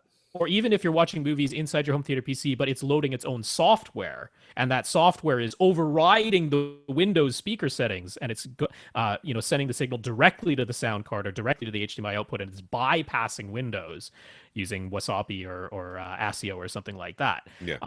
So this could be an issue inside your home theater PC. So what I just said about full range and 7 channels might be Yeah, part and of it it. could just very well be that the TV signal is not just it just doesn't have a very good bass quality anyways. Yeah, It depends on what you're watching. I've had some shows that sound awful and some that sound yeah, pretty good. that's true. So, but I have a feeling Rob's right, and you have cascading crossovers going on. Yeah, Now, Aaron, this is a G plus question. Holy I crap. know. How did you find us, Aaron? More importantly, how did we find your question? All right. He has an ATI AT3000 series amplifier. I'm guessing It's nice. that's a good one, but I'm guessing it's what? Is it 300 watts or is it 300 watts a channel. You must plug it into a 20 amp circuit. So how many channels is it? Is it I don't know. He didn't say. He didn't say because they're labeled as 3002, 3003, 3004, all the way up Oh, to so it could 3007. be. I was wondering. I was looking for the because I knew it couldn't be 3,000 watts. It had to be No, 300 watts, and then it should have been something. Anyways, I'm guessing it's 5. It's probably probably five. Let's 5. go with five. Yeah. And he would like our recommendations for a pre-pro. He does not have any interest in Atmos or an 11 speaker setup. He just wants a solid pre-pro at a good price with modern features. What do we suggest? Um, we've suggested over and over again getting a home an AV receiver. Yes. So usually that's what I'm going to suggest because it gives you the best possible feature set, and we are well beyond the point where we are worried about whether or not the pre-outs are quiet enough or there's enough power Yes. going from them to deal with an ATI bulletproof, probably absolutely dead silent, Mhm. can drive any speaker on the planet amp. You know, you bought a good enough amp where I don't really think you're worried about like, oh well, my tube amp, if you give it too much power, it actually mutates into a frog. What? No, that doesn't what? So no, Yes. yeah, I would go with just about. There's so many good receivers that are out there right now, especially anything with the. I mean, of course, I'm gonna go back to the X4000 because Yes. May we suggest an X4000? can Yeah. I not? Can I not just do that? I was trying to beat around the bush and trying to come up with something else, or a Moran's, or if you really just want something that's a pre-pro, whichever is the Moran's pre-pro that And then if you're Right. not interested in Dolby Atmos, get the one that doesn't get upgraded to Dolby Atmos. Go to the accessories for less, which is what we're always going to suggest in this Yep. case. Um, I just don't see a reason to, if you want, especially with modern features, I really don't see a reason to try to get a dedicated processor when all you're doing is paying extra for fewer features and the ability to say, hey, and I don't have any amps in there as well. Yeah, I have, you could do something like Outlaw has their 975 pre-pro, but it doesn't have any room correction. It's a perfectly fine pre-pro on its own, and it's inexpensive, and it's like And maybe you can afford when you've got that, then you can look into that Room EQ Wizard and the what you call them, the mini the mini DSPs, DSP, yeah, or and you could the do it mini yourself. DSP that has Dirac built into it, although that's $1,000 by itself. Um, yeah, the other thing, Aaron didn't say any of this, but sometimes folks who have a amplifier that has XLR inputs feel as though they want to use those XLR inputs because there are the claims that they are quieter than RCA inputs, which is true if you have like 300 feet to span the cable, you know? Really, how far away is your amp from yourself? But it's I would try to say you really don't have to worry about an RCA connection as being somehow inferior to an XLR connection, but sometimes that's just the way people feel, and I get it. Maybe he was hoping we'd recommend like Emotiva's XSP1. Nope. I wouldn't, not for $2,000. I know it has Drac supposedly built into it, but oh, Is it have people really? been having Has issues? it ever came? Have they gotten It's the out Draken? now. Oh, it's Yeah, got the Drac now. it's out now. Yeah, it's only what is it, 8 months after they said it would be, um, Not something about like the that. punctuality, those guys, but they do make a Not solid not amp. so I will much. say that. Oh yeah, they make us all of that. But yeah, I was just gonna say, if you go to accessories for less, they actually have a section which is just preamps and amps. And if you look in there, there are some great options. If it's just bugging you so much that you're not using XLR outputs for some reason, you've got units like the AV7701 from last year from Marantz. Mm. That actually doesn't have multi-Q XT32 though; it has multi-Q XT. Shock. So like the Integra DHC 80.3, which is a couple years old now, that does have XT32. That's $1,200, so it's like almost twice the price of an X4000. But hey, man, if you really want XLR outputs, that's a way you can do it. It's Aaron, let me tell there. you something, dude. This is man to man right now. Okay, I want you to look in my eyes. I've had the problem that I needed to use XLR inputs and outputs. It's happened to me. Okay, so I can feel you. I can feel you that you want to use them. This has happened to me. I have it. It's right in the box over there. I'm going to set it up when I get these speakers and I'm supposed to be getting in. It has got it's a 2-channel setup. It's all analog, right? It's all this is from Emotiva. They don't sell it anymore because they sold out of however many crates of them they had, and now they're gone. But it's a 2-channel analog only setup, and it's fantastic, and it worked fantastic. And one day it stopped working fantastic, and I found out that it was the RCA. The RCA connections were Oh. starting to hum or making some sort. And Hmm. it wasn't, dude. It wasn't like it wasn't noticeable. Right. Yes. It wasn't subtle in the least. When there was a noise, you went, what is that? And know what the fun part was? I even heard it when I wasn't using that gear. It just infiltrated everything. It was like a ground loop, but not. It was very bizarre. So if you are worried that maybe you might need to use those XLRs, if you think you might, you don't. You will know when you do. Okay, there will be no getting around it. It's like don't come to me and say I think I might have a ground loop. No, you don't. You We're don't. like attributing so much to Aaron that he absolutely did not I say. know. He He might just not wants care to have a at pre-pro. all. Yeah, that's all he asked, which is totally reasonable. When you have a nice amp, you're like, I want something to send a signal to my amplifier. That's all he asked for. I know. Why am I getting all this flack, Aaron? Don't worry, bro. We're answering the questions that you didn't ask for the people who are thinking them. That's what we're doing. Making tons of inferences because that's what we do. That's what we do around here. We're making assumptions because Get an X4000, Aaron. Get an X4000. the next 4,000. Never look back. All right, Barney. Didn't we already answer a Barney question today? I don't know. I don't know. Anyways, he says he's noticed that the better Blu-ray players and pre-pros allow for 5.1 or 7.1 analog audio connections in addition to HDMI. He's read an article, several years ago that stated a 5.1 analog connection yielded better sound with more open sound field, better intelligibility, and more impactful low frequencies. I will seriously slap that person in the face if they say it again. We talked about this when it happened. Barney would like to know if we ever tried using a 5.1 or 7.1 analog connection ourselves and what our experience have been. Okay.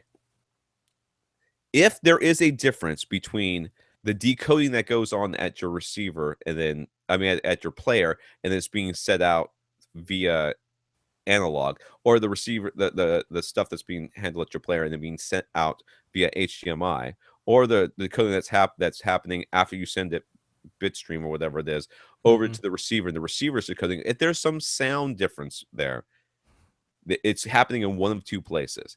Either the receiver is doing something to those inputs for a reason that it has to be determined, because that's what's happening. It shouldn't be doing it, but something is happening there. It has happened in the past, a long time. I've heard of this happening where the analog inputs don't do bass management, or what Rob was just talking about, the analog inputs bypass Odyssey. Well, of course it sounds different. Well, because Odyssey is no longer being applied. All right. But most of the time, where that difference in sound is happening is between the ears. That's where it's happening. between the ears because they desperately want to be able to say that the digital connection is somehow inferior to the analog Yes. connection. They want it so bad that they will hear it no matter what, no matter how much it's not there. So Yeah. that's my experience. Have I ever tried using a 5.1 to 7 point analog connection? Yes, I have. Yes. Because when I first got my Oppo, now this was a universal DVD player. This wasn't one of their Blu-ray players, but it was one of the ones that could play Super Audio CDs and DVD audio discs. When I got that, I tried using it for SACDs because I could not pass the direct DSD bit stream. I did not have an AV receiver with an HDMI output that could accept DSD at the time. So I tried that. And of course, that bypassed Odyssey and base management. So I was like, all right, apples to oranges comparison, but I'm hearing it that way. Then I tried doing what the Oppo can do, which is just convert DSD to PCM inside the player and send that out via HDMI, which allowed me to use Odyssey and base management inside my AV receiver, which of course I preferred, but apples to oranges comparison. It wasn't because it was analog versus digital, it was because one of them could do base management and Odyssey and the other one couldn't. This is just no. Just no. The HDMI is fine. It's perfect, in fact. It's either perfect or not there at all. I just, I just beat my head against the wall with these guys, and it's not Barney. Oh gosh. No. I'm talking about the guys that write this stuff. Yeah. That I don't understand how they don't feel dirty afterwards. That's the thing. That's the thing that drives me. How do you not go to bed feeling like you need to shower after They you write genuinely something like believe it. It's I placebo don't effect. know. It's analog, so it's better. How can they believe that? The same way you can believe that vinyl is inherently better than any digital audio format, no If matter I hear what it that is, one more time, no matter I what the swear mastering I'm going to is. go on a killing spree. It is going to be on. I am going to. If I don't have any guns. My wife won't let me have any, probably for really good reasons, just like this right now. But yes, I hear it constantly, and from people who should know better. But I hear it constantly. So, anyways, Richard and Ephraim. Richard wanted to say that he agrees these are just updates here. One agrees with our stance that tubes are silly and that some folks prefer them. They're likely responding to the large increase in second order harmonic distortion that most tubes produce. To that end, he did want to toss the IFI micro I2 buffer stage into the ring as a contender, whatever the heck that is. That's a lot of lowercase i's. Yeah, it is. It's lowercase I, big F, lowercase I, micro tube, lowercase I tube. It's an iTube. iTube. That makes me not like it just for that. It has nothing to do with Apple either. They just threw in a bunch of lowercase i's because. Anyways, as Into the Ring is a contender for a product that could give any system that tube sound. So this is what digital is. I never even clicked on this. Is it? Yeah, it is. It doesn't actually have tubes inside of it. It looks like it's just a filter. It's $330 for stereo only. No, grief. Why would you spend $330 on tone control when you could just tone control it yourself? All right, he says his Samsung phone actually has a filter built in that's called Tube Amp Effect. Which makes it sound fuzzy and warm. Your phone gets really hot, and then you can't hold it anymore. Efren also couldn't resist mentioning the video where Larry Ho from LH Labs demonstrates the difference in measurements between a solid-state DAC and the same DAC run through a tube buffer. And what you'll see right away is that there's the solid state is much cleaner, much quieter, and there is a lot more second order harmonics distortion in the tube buffer. Yes, his whole thing was regardless of sampling rate, the tube buffer stage makes the distortion more uniform. So whether you're doing 44.1 kilohertz or 192 kilohertz, the distortion basically remains the same because it's all second order harmonic, and there's nothing happening at 96 kilohertz anyway. So that makes sense. Whereas the solid state amp, depending on the sampling frequency, the profile of the distortion changed somewhat because it isn't uniformly just producing this one type of distortion. Okay, that's fine for a bunch of frequencies we can't hear anyway. And Not to mention the tubes by like just by attaching the tube buffer, he increased the total harmonic distortion noise by like 23 decibels. I'm sorry, that's much more audible than whether there's like a fraction more fifth order harmonic during a 96 kilohertz sampling versus a 44.1. I couldn't care less about that when we're talking about a 23 decibel difference in noise. Yeah, So it good luck was. with your tubes. Off Yeah, you go. have fun with your tubes. All right, Byron, Adrian on Facebook, and Jason S have updates and comments for us. Byron finally got this is Byron. He's been on their Google Plus Hangouts a couple of times. He's his Sharp broke, and he's calling it in for a warranty, and they were giving him the runaround. Well, he Mm. finally got a 70-inch Sharp TV replaced. It took 2 months, Yay! but Byron, and of course, Byron will never buy another product from Sharp. But at least he has a working TV now. Way to totally Yes. not keep a customer, but you gave away a TV anyways. See, this is what I don't get. If you just give the TV away to begin with, you have a customer for life. Yep. If you string them around, string them along for a while, you alienate them forever. But whatever. Adrian wanted to share that he tried listening to his cousin's Beats headphones and describes their sound as quote hell unquote. I do. That's a very I had this succinct mental image description. that he's got these headphones on, and fire is like shooting out from around his ears, singeing his hair. He said he could tolerate no more than 30 seconds and prefers his Sony XBA 4 headphones that cost less than $100. Jason wanted to address our recent discussion of vintage gear. He owns a Yamaha PX3 turntable. I'm gonna get a turntable. I hope I'm supposed to get a turn. I didn't get a turntable. I was supposed to get a turntable. My mother-in-law is moving out of her house and moving Mm. to a smaller place because my father-in-law passed a little ways back, and my wife asked me if I wanted any of their stuff, and she showed me a picture. I said I wanted the turn. Where's the turntable? I was supposed to get that. Anyways, I thought I was going to get a turntable, which I thought would be fun to smash out back and take a video of. I mean, to maybe use someday. Anyways, he owns a back to Jason. Owns a Yamaha PX3 turntable, Yamaha C65 pre-arm, whatever that is. A pre-arm, is that like this just like Preamp. shoulder? A preamp. I'm sorry, it says That's what it says. pre-arm. I'm sorry. That was like, what the hell's the pre-arm? And Yamaha M80 stereo amplifier. He wanted to does it explode in M80? No, just me. Anyways, he wanted to reiterate that simply being old does not mean it's automatically good, but that also applies to new. There are good and bad products, both old and new. He did list some pros and cons of vintage gears, though. This coming from someone who owes one. I will say that amp looks pretty badass. That was the number one pro.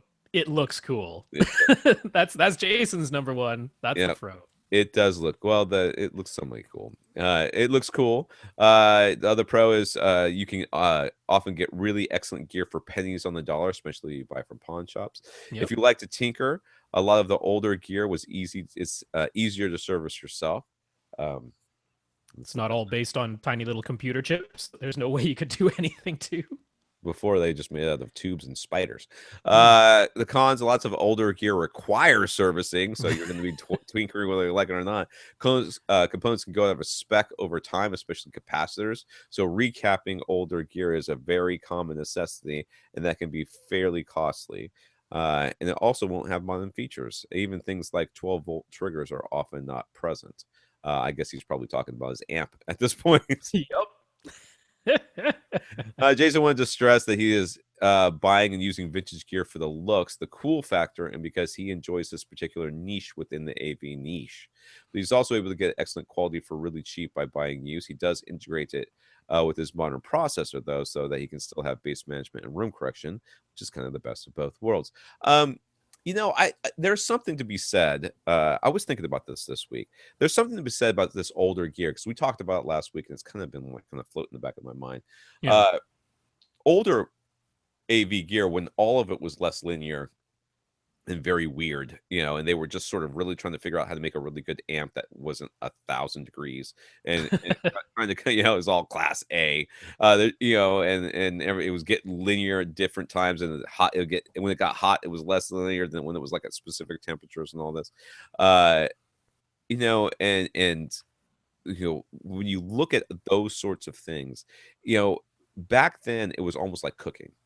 you were mixing and matching gear. And I think there's a lot of draw for people who are really Yeah. connoisseurs of audio to think that that's the way it should be. And Yeah. that's what these high-end audiophiles really are doing.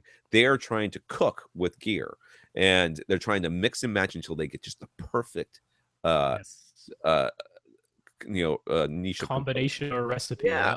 And that recipe, unfortunately, is I mean, the best analogy I can come up with is they're using uh s- inferior, in my opinion, or ingredients that are so overdone in one area that they need to have another ingredient to balance them out. Whereas you could just go buy, and yes, they may think it's bland, but you could just go buy a nice brand new just cut from the cow steak, right? Rather than the one that was dry aged on the back of a camel for 7 years, where you have to shave away all the parts that will actually kill you to get down to but basically they're trying to get back down to a really intense steak taste. Well, you can kind of do that yourself without having to go through everything that they go through. And I think that's what they're really trying to do. And they're also, I think, the other part of it is that they are chasing the placebo effect. Hmm. They are chasing this endorphin rush they get from having this sort Yeah. of, oh my god, I've just plugged this new cable in and now I'm hearing something Yeah. because I believe I need to be hearing something, and it's making me feel amazing because of it, because no one else is here hearing this, and they can't possibly hear it because who's going to have the same combination of gear that I have? And there's you know, some of that whole, I hear things that other people don't hear yeah. type of thing to it. It's a little bit like the wine tasting, where they've very often shown in actual blind taste tests, even the connoisseurs can't tell apart, Yeah. one from the other. So that there's some of that going on, which is, this is the claim I've made. I've staked my reputation on being able to hear things other people can't hear. So come hell or high water, I'm going to hear a difference if I know Yeah. something was changed. So yeah. Yeah, no, I totally agree. And that's sort of it's just a weird thing. And I mean, it's not like they're having fun doing it. I don't want to take the joy away from them, but for them, the part where I have a problem with it is when they look down their nose at people who aren't doing it. It's like, my system is better than anything you could possibly put together with this off the shelf crap that you guys buy. I'm like, yours Mm. came off the shelf too. It was a shelf in some dude's garage. All right. And that cable, I guarantee you, they only sold 3 of them, because then 2 of them were to you, and the guy built it in his garage. So, whatever. All right. Anyways, so Alan sent us an email that makes this is absolutely true. I want to say this slow so everybody can hear it. Alan sent us an email that makes Rob's emails look succinct. Now, I want you to understand the amount of paper that would have been used for these 2 people to correspond. The amount of trees that would have died if we didn't have email. I want you to understand how low our carbon footprint is right now, because these 2 people are not communicating via snail mail, because it would have been epic. Reams, your postman would have hated you, Rob. Anyway, and to say long story short is hilarious, by the way. He started with a budget of 2,400 bucks. I didn't even read this thing. It was horrendous. I just scrolled and went, nope. I'll get the summary during the I podcast. read it a couple of times over, so I didn't miss anything. He started with a budget of 2,400 bucks for display and speakers. He considered many of our recommendations. Blah blah blah. He also is the sort of person who only wants to spend once, would rather spend a little extra rather than regret not getting what he really wants.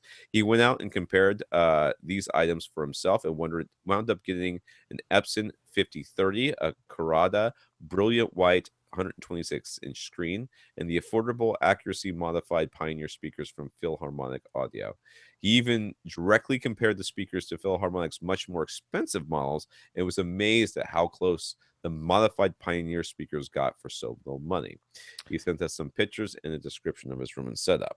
And I did want to mention he did a really smart thing when it came to picking his screen size, because he had originally planned on getting a 100-inch screen. He was going to get, the Visual Apex inexpensive one. But he did something that we recommended ourselves. Tom has certainly done this, which is he got the projector first. He projected it onto his wall and made it the size he wanted it to be from his seat, and then measured how big that was. And it turned out to be substantially bigger at 126 inches versus 100. That's an excellent thing to do, because then you're getting the size you really want instead of trying to Yeah, plan and it that's all ahead of funny time. because that's one of those things where you're like, you know, 126. Oh no, I don't need something that big. I'm like, listen, you need to figure out what you really need because you're going to be surprised. It not need what you really want because you're going to be surprised. You are going to end up being surprised. Anyways, his theater area is long and narrow. It's 29 feet by 11.5, but it's also open to a stairway in another section of his basement. The front right corner of his theater is open to a hallway that leads to another room on the other side of the stairway. So his full basement is sort of U-shaped, and he cannot close any of it. As a result, he's dealing with about 5,500 cubic feet in total. He first wants to know if anything he has done in his purchases or plans is way out of whack. He's going to use in-wall surround speakers due to the narrow width of his theater area, and he's going to put his bookshelf speakers on the back wall as surround backs. He's a bit concerned whether having the surround back speakers about 11 feet behind the seating area will be any sort of problem. He'd also Nope. like to know whether we recommend in terms of how high to install his in-wall surround speakers, 2 feet above his ear level, at ear level, higher than 2 feet above ear level. Of course, they will be monopoles. I actually am not in. The room is very long, and so there is some. Does he have two rows of seats? Nope. Not well. He didn't mention so. Just one row, I believe. I, He I'm certainly could really install two wondering rows. if he even needs surround back speakers. I mean, he's already got them. Oh, I wouldn't mind them in this case because he has Um, a lot of room behind his seats, and just having monopole surrounds directly to either side, it won't give you the sensation of something being directly behind you. And mm, 11 feet behind you is no problem. That's like asking if having your front speakers 11 feet in front of you yeah, is too far away. Nope. They're fine being 11 feet away. yeah, So, I'm fine. He's already got the bookshelf speakers. He's not going to use them on the wall as surround. So, why the yeah, heck not? yeah. He's already got 'em. I know. I wonder. Let us know, Alan. I want you to try him with and try him without. You seem like the kind of guy who would do Yeah. it. And let us know. I'm betting that you're not going to find they really add that much, but we'll Oh, see. they don't. Surround back speakers never add that much, but he's already got them. So, why not use them? Now as far as where to put your surround speakers, Jesus. So I'm guessing he's not gonna do Atmos, at least not for now. Not Uh, immediately. if you're gonna do Atmos or any of these other things, you kind of should have kind of put them. I would probably put them about a foot above my head. I still have to put them high. I don't care what they say. Ear Yeah, level is weird, it is weird. but I would put them 12 inches, the tweeter 12 inches above my ear. How about that? I am sticking with the thing that just makes plain sense to me. First of all, you go to any movie theater, any cinema, the surround speakers are still elevated. They have Way not lowered elevated. them down to be at ear level. You go to any dubbing stage, the surround speakers are still elevated. They're not mixing it with the surround speakers at ear level. So this whole thing that Dolby and DTS and Oro are saying about having your surround speakers at ear level, I'm just not buying it. That's not the way it's mixed. It's not the way it's played back in theaters. So why should it be played back that way at home? Um, I am going for the thing that makes sense to me, which is you have a three-seater couch. You should have a clear line of sight from your right surround speaker to the person who is sitting on the left side of the couch, and vice versa. The left surround speaker, the tweeter anyway, should have a clear line of sight from its position on the wall to the person who is sitting on the right side of the couch. You That means should no not heads have in the way. yeah, you should not have a physical object, i.e., a person's head, blocking the sound from getting from one side of the room to the person sitting on the far side. So that doesn't necessarily have to be 2 feet high. It doesn't necessarily have to be higher. It might be, it might not. But I'm just saying, get your tweeters a clear line of sight across the couch, and that way everybody's getting hit by the same sound, which just makes sense to me. Yeah, I mean, the recommendation always was, uh, 2 to 3 feet up Yeah, and like a little bit back, yeah, just a off the touch. couch. Yeah, So, it kind of, I'm gonna, Alan, I'm gonna say that either go just a little bit up and say that you're preparing for Dolby Atmos and these other things, uh, or do it the way that everybody else does it. Mine are like 3 feet up off my mm, ear and about I'm gonna go a foot and a half back, maybe a foot back. And yeah. my room is about 11 and a half wide too. So if that lets you gives you an indication of where I put mine. Next, he is decided on a subwoofer. Given the volume of air he needs to pressurize and the odd shape of his room, what do we recommend? He was considering the HSU VTF 15H, but he would like to know if a smaller 12-inch subwoofer might be able to get the job done. He says he's never actually heard a real subwoofer, but he wants to really be really impressed and feel the depth charges in U571 and the cannons and Master and Commander. I like U571. I have never been impressed with Master and Commander. I don't understand why people love that movie so much. I really never got it.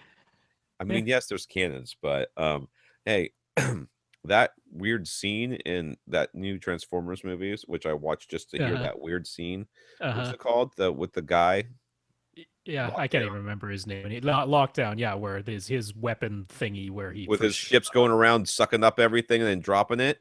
Yeah, yeah, yeah. That thing's insane. That is That's some insane base. that is not base. That's like that's trying to break stuff. Anyways, but yeah. So he's got like a U-shaped area, huh?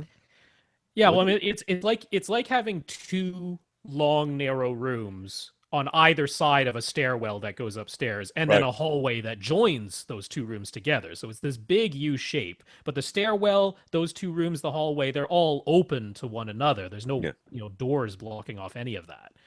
Yeah. You could go with cylinder subs if you're going for something technically with a smaller footprint. See, he was concerned about the size of the driver, 12-inch versus 15-inch. That you don't have to That's worry fine. about. Like, the SVS Ultra Series subs, they're 13.5 inches, right? They're larger than the 12, but smaller than the 15. But I will put their output up against almost any of the similarly priced 15-inch subs any day. It's the diameter of the driver isn't the thing. It's just the output and the level of distortion. That's all we're Yeah. concerned with. So I'm not really worried about the size of the driver. You're just looking for No. the amount of output and making sure it can Yeah. fill up a 5,500 square foot area, and you need two of them. Um, Yeah, I mean the two subs in this type of shape, that's going to be a challenge because what we're trying to do with two subs is eliminate the standing waves because there's really no way to deal with standing waves any other way. You can go with like a tuned vibrating membrane bass trap, but that's essentially creating another passive subwoofer on the other side of the room. Why not just have a second sub so that you can reap the benefits across all frequencies, not just one or two where that particular tuned bass trap is. So the whole idea of having them across the room from one another is so that instead of the sound wave that would happen to be exactly an even multiple of the dimension of the room, it comes out of the subwoofer, goes across the room, hits the wall, and bounces back and either doubles itself up or cancels itself out. When it goes across the room, it reaches the other side of the room just as the subwoofer that's on that opposite side of the room is sucking in, so it essentially cancels out that wave. Instead of it bouncing off the wall and coming back and doubling itself out, it gets absorbed by the movement of the subwoofer on the other side of the room. It actually eliminates the standing wave. They do it for each other across the room. But here, you kind of can't tell what the standing wave is going to be because you have this opening. And if you looked at the fluid dynamics of what's going on in the room, you've got all this pressure escaping out the front right side of your room, eventually bouncing around in that room and sort of kind of making its way back, but diminished and all out of phase and stuff like that. This would be a real challenge to figure out exactly what's going to work in terms of where to position these subs because we're not dealing with a rectangular room at all or even an L-shaped room. I'm tempted to say start with one sub and put it at the back of your theater in the middle mhm. of that back wall because then you're sort of only worrying about the standing waves going in one direction that way. It's it's such a weird pressurization of this room. So I'm tempted to say get one big sub, put it at the middle of the back of your theater, and I see should how call that SVS and goes. say what they said. To be honest with you, Yeah, regardless of whether or not you buy an SVS, I would call them and see what they said. which And he did. you need a diet. You need a diagram too. Yeah, he did, and they were actually saying like, well, even a pair of 1000s if you basically flanked your seats with them and sort of did a near field setup, and so Right. that you're only worrying about the standing waves going side to side in that theater area, which is sort of what I'm suggesting too, is sort of only worrying about the standing waves in one direction because it's such a strange thing that's going on in the front right corner of your room there with the pressure escaping out to the right side. Um, you know, I wouldn't go with 1000s in here. I wouldn't I'd either. want something. I'd want something a little bit more powerful. He might have mentioned a budget that I don't know if he did or not. Um, He didn't on this. So no, not in particular. But he said he was considering like a pair of the PC 2000 cylinders, yeah, and I would say, oh yeah, that could handle that size of room. I would not be worried about that. If you did opposite placement, one at the middle of the back of your theater, one at the middle of the front, or side to side, I think you'd be quite all right with that, and you wouldn't be using up the floor space of like a VTF 15H because that thing is huge. That yeah, is a huge subwoofer. yeah. I don't think you need that kind of output in that room either. He was also Completely. curious if we thought because those come with those sound path isolation feet. They Uh, do. he was wondering if he thought the decoupling would make any difference since his floor has padded carpet over a concrete foundation. Um, It's the padding that would be making a difference if it's anything. The yeah, I was concrete gonna say foundation is concrete neither here nor there. is yeah. Concrete is just as happy to send vibrations through as any other solid. So, sound moves best through a solid. The molecules are closest together. You think the molecules in the air wagging back and forth. Molecules inside the solid are as tightly packed as they can be, and the sound moves through them much easier than it moves through air. So, sitting it on top of the pad will help. Mm-hmm. Yep. But if there was no pad there, it was sitting on top of concrete, the concrete would be just happy to send that sound out to every place else it could.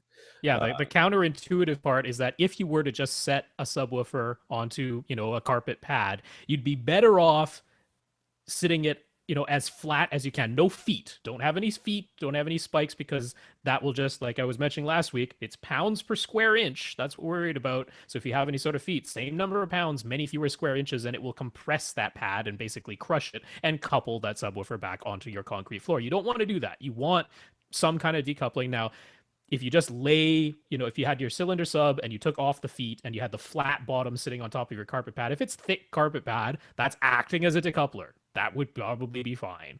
But it comes with the sound isolation feet anyway if you go that way. yeah, might as So well use them. yeah, honestly, I like the choice because you do have a narrow room. You're taking up the least amount of floor space you possibly can with the cylinder form factor. Being a 12-inch driver versus 15 is nothing. The 2000s have enough output down to your space. I really like that choice. So yeah. All right. Did he send us or send you? Because I don't remember getting this email. Infinite Gary sent us a link to an article from tvtechnology.com where they describe a recent demonstration by Technicolor where they broadcast an over-the-air Ultra HD TV signal that included high dynamic range and 3D immersive audio. Oh, fantastic. Can't wait for nobody to use that. All of this use Technicolor's own technologies that they have proposed for the upcoming ATSC 3.0 broadcast standard. Gary has no plans to upgrade soon. Ah! Lightning strike him when he said that, but it does seem as though Ultra HD's final form might include many more changes from HDTV than just resolution. How do we see all of this shaking out? Yeah. Well, we know HEVC is kind of a lock. Yay, there's one thing. We Yeah. pretty much know what the codec is going to be as far as the video side goes. So that's pretty much settled. I think Ultra HD needs to be more than just a resolution bump because I just don't think people are going to get all that excited because it's just not a visible difference. I mean, I don't know. I guess Can't people are say how buying many 4K. times I've walked through Sam's and watched people look at those TVs and the 4Ks next to the non 4Ks and them going back and forth and visibly being confused as to why the prices are different. As visibly looking at them going, Uh-huh. why you know what I mean? You could just see the little gears turning in their heads going, this makes no sense. These are the same thing. Why is this one so much more expensive than that one? You know, it's just, yes, I completely and totally agree with you. Yeah. Ultra HD needs to be packaged with as many other things that they can put with it as possible. Because 3D immersive audio sounds very cool. Yeah. There's going to be very No few one's people going are to use taking it advantage besides of it. us. High dynamic range, at least, is something that they will take advantage of, regardless of whether or not they understand it, which they will clearly not understand it. No, high dynamic range to me is the thing. because that is the most visually obvious, striking difference that can be made. That stands out regardless of what the resolution is. I would much sooner take HD 1080p resolution with high dynamic range than 4K with everything else being equal and just a resolution bump. I really think that's the thing. Which high dynamic range standard is going to win out? Who knows? I have no Ooh, clue. I hope there's a war. That's There always is. that It's looks like already going. We're seeing I know, so many format wars I happening know, right but I now. hope But there's a really big one so that we can go like Cedia and they'll have like HDT what is it? What was it? Uh Blu-ray and what was the other one? I already forgot what oh, it is. HD DVD. Yeah, HD DVD. Sure. Like booths, like throwing spitballs at each other over the thing. Oh, so embarrassing. Yeah, I don't know why we have to have three different ways of doing the same thing for everything. I mean, it's because you have these different companies and they all want to get their licensing and royalty fees, so they want to become the standard.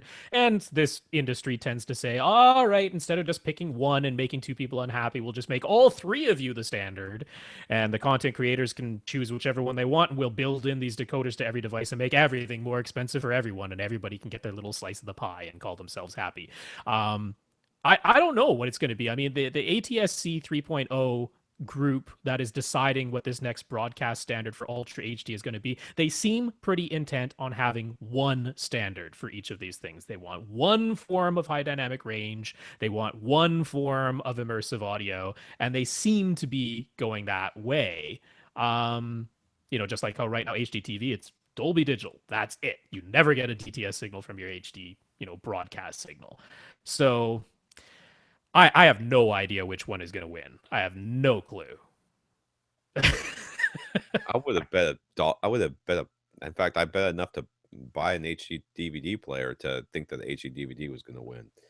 Yep. I thought Blu-ray was just stupid compared to how much more open and easier to deal with HD DVD was, and that was wrong. So Yeah. there you go. Can I just say, over in the cinema space, this whole immersive audio thing, I love what the cinema owners and the content creators are all basically demanding. The Audio Engineering Society and SEMPTE are all working on this, which is, like I said, when you're creating it, going back to DTSX at the beginning of the show, when you're creating it, all you end up with is PCM and metadata.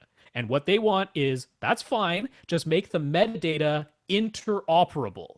Yeah. So that metadata can be read by an Atmos decoder, a DTS-X decoder, a Barco Oro decoder, an MPEG-H decoder, whatever it is. That metadata is not, you can't call it universal, but it is interoperable. If And you then put you the can, X, Y, and Z axes all in the same point in yes. the same direction, there's no reason why it shouldn't be. And once you have that, that can be the signal that gets sent over ATSC 3.0. Yeah. That can be your signal, although I'm sure they'll want to data compress it. So then you're back to Atmos and DTS-X fighting it out for which data compression they're going to use. But if we can have interoperable metadata, then it doesn't matter. Pick whatever decoder you happen to like or that fits your speaker layout that you've decided to install in your theater. The metadata will work across all of them. I pray that's the way this ends up going, because there's no reason it shouldn't. They're all doing Well, the there's same tons darn of thing. reasons, and they're all involving money.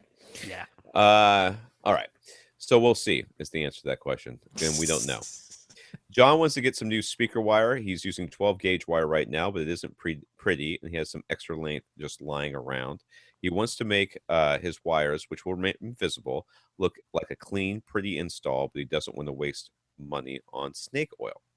Okay. All good. I love right. this question, by the way. We are on board. Do all of his speaker wires need to be the same length? Do you remember seeing some article from a long time ago claiming this to be the case, so that the signal would arrive at all of the speakers at the exact same time? Yeah. John, people say this. People say this all the time.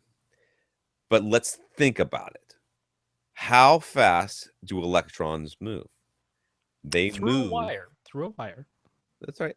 They move what? The speed of light? Well, not quite. Through most copper wire, about 99% the speed of light. Oh, only 99. Yeah, if you had only a marginally electrically conductive wire, it might actually slow it down to about 50% of the speed of light. That there is such a thing as a signal only traveling about 50% of the speed of light through a marginally conductive wire.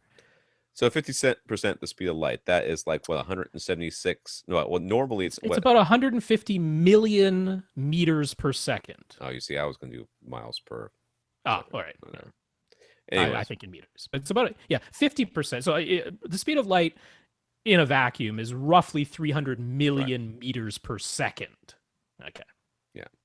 So, do you think the extra 3 feet you've got at the end of one wire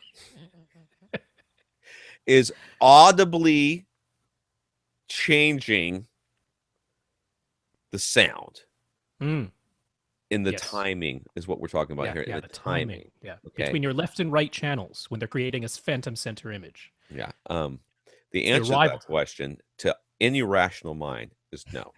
Now, if we think of like these people do, think of speaker wire as garden hoses and water going through them. Well, of course, that makes a difference. But water travels at like a couple of feet per second, maybe Well, slower than that. depends on the water pressure. Depends on the water pressure. You know, might take it a while to get there. You turn it on, you're like waiting for it to go all the way around that coil before it comes out the other side. You're like, wow, that took a while. I bet that's just as fast as electrons move. No, it is not. They move a slight bit faster than that. I They want to throw out some fun math, just because it's fun. All right. because it's Now, fun. You now, and math. pretty much all the tests in terms of the precedence effect, which is how long it takes between one sound arriving and then the exact same sound arriving some amount of time afterwards, for us in our auditory system to be able to distinguish them as two separate sounds versus just the same sound dragged over a slightly longer period of time. All the tests say that's about 1 millisecond for like really sharp like snaps. Like this is, evolutionary. A twig snaps, and then another twig snaps, and can we tell that they're a foot apart from each other? Because that's about how far the sound would have traveled in 1 millisecond, is about 1 foot. Okay, so that's what all the tests say. But then some people are going to say, well, we can hear 20 kilohertz, or hey, I'm an audiophile, I can hear 96 kilohertz. Okay, I can tell the difference between 192 sampling rate and 44.1. All right, so I can hear 96 kilohertz. What if I could hear one cycle of a 96 kilohertz sound? Okay, 1 microsecond, not 1 millisecond, 1 microsecond. Okay, how far would the electrical signal in a moderately electrically conductive wire, like the worst wire you've ever had, where it's only traveling at 50% of the speed of light, how far does it travel in 1 microsecond? Well, about 1.5 kilometers. All right, this is like the worst wire ever, and with magical hearing that nobody has. So if you have your left speaker connected to a, let's say, 3 meter long wire, and your right front speaker connected to a 1,500 3 meter wire, okay, so it's 1.5 kilometers longer than the other.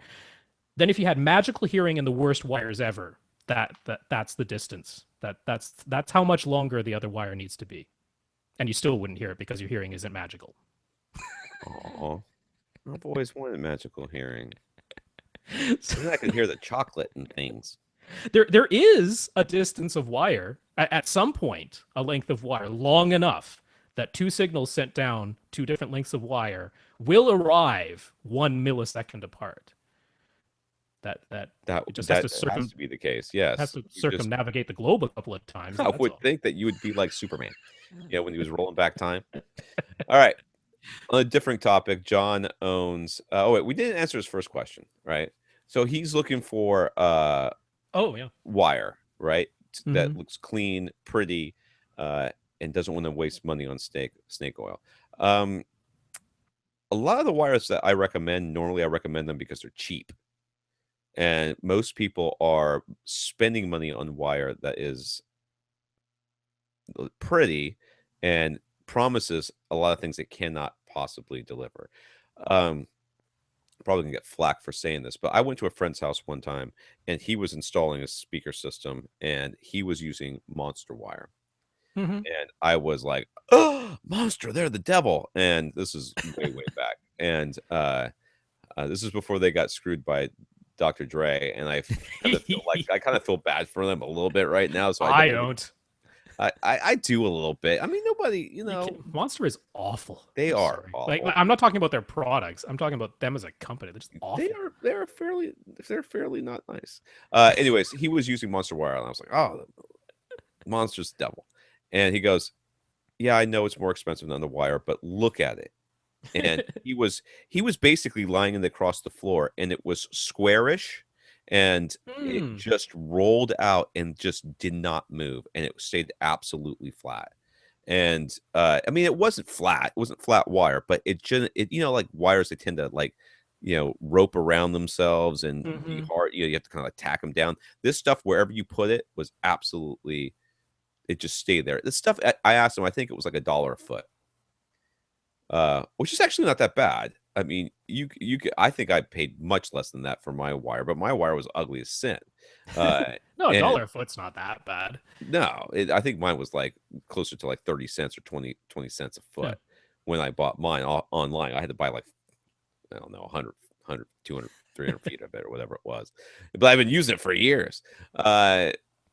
So there's plenty of wire that you can get out there that's decent, that's a little bit more expensive, but that will make for a cleaner install. But if the reason that you have visible wires that are there is because of this length thing that you're seem you're concerned about, then let us reassure you that you don't have to be worried about the length thing, because you don't have Superman hearing, and you don't have uh, thousands and thousands and thousands of feet of wire in your house. So, or miles, or I don't know, leagues. Leagues is league an actual? I think league is an actual. Isn't it 12 miles? Anyways, so there are wires out there that you can get, and that are not technically snake oil. They're just more expensive. But if you're buying them because of the reasons that I just described, they lay flat. They're easier to work with. It's nice and supple. They're the right color and everything else. Well, it's not snake oil. It's just more expensive. Aesthetics. And it's Yeah, aesthetics, and you're paying for that. There's nothing wrong with it. that's fine. But if you're having to keep wire out because you're afraid of this whole length thing, I would reassure you that you do not have to worry about the length thing. You could get some like Kimber cable if you want something that looks cool. The braided thing that they do. All right, I have a feeling he is doesn't want it to look like that at all. purely getting it for looks. I don't know. I I used to like Axiom before they cheaped out and went with the super duper cheap stuff that they're selling now. Yeah. So Blue Jeans Cable has a lot of different options, but they're mostly just they're pretty inexpensive. utilitarian. The blue Yeah, cheap lots of ones. grays. How do you feel Yeah, about or just plain white. gray garden hoses going I across your wouldn't I floor? wouldn't That's what they kind of describe look theirs like. as I wouldn't describe theirs as pretty. That's not the word I No, would use. I'm trying to think of who else. Sewell has some perfectly nice looking speaker wire for cheap prices. Yep, yep. Who else? You said Kimber already, right? Yep. Ram Electronics might have something, but I would have to go look them up to know for sure. All right. Lastly, John owns several AV receivers from different brands. My God, it's 11 o'clock. Ah, 2-hour Oh, podcast. Burned again. more. Yep, slightly more than two. John owns several AV receivers from different brands, Yamaha, Denon, and Pioneer. Are their microphones interchangeable? No. No. And could he purchase a higher quality microphone and get better results on all of his AV receivers? No. No. All right. In the pocket. Well, it's pretty much, yeah. No, they the microphones that are given for like Odyssey or Wipeout or MCACC, they do have a correction curve for that microphone that is built into the AV receiver and is not adjustable by No. you in any way. As Chris Kyriakakis described, they're like batch correction curves. It's not as though they individually measure every single microphone for every single unit and have a specific correction curve for that one mic. They're done in batches, but there is still a correction curve being applied. They're probably pretty similar, but Yamaha's mic is a different mic from Denon's, is a different mic from Pioneer's. So yeah, you can't do this, nor can you just pick up a better microphone and plug it into any of the AV receivers, because you would need a correction file and there's no way to upload it into this. So if you want to use a better microphone, you could, if your Denon allows you to use Odyssey Pro, that's the one that could do that, but still no way to do it with your Yamaha and Pioneers. So you pretty much have to use the mic that came with. Yeah. Kind of stuck. I have a feeling you lost one of them. That's that's pretty much what I think. easy to do. Contact the manufacturer, I lost my microphone. Here's the model I have. Please send me a replacement. You want to make sure you give them the serial number too. They're Yeah, probably going to want that. All right. Can we just do this last one real quick? it is. Yeah, Anonymous. because yeah. Where did this anonymous one come from? Well, it was just an email, and I don't want to read out his email address, and he didn't leave a name, so I Okay, don't okay. know. I We don't know got who an it is. email from somebody who asked, who's heard us talk a lot about accessories for less, but are they able to ship to Canada?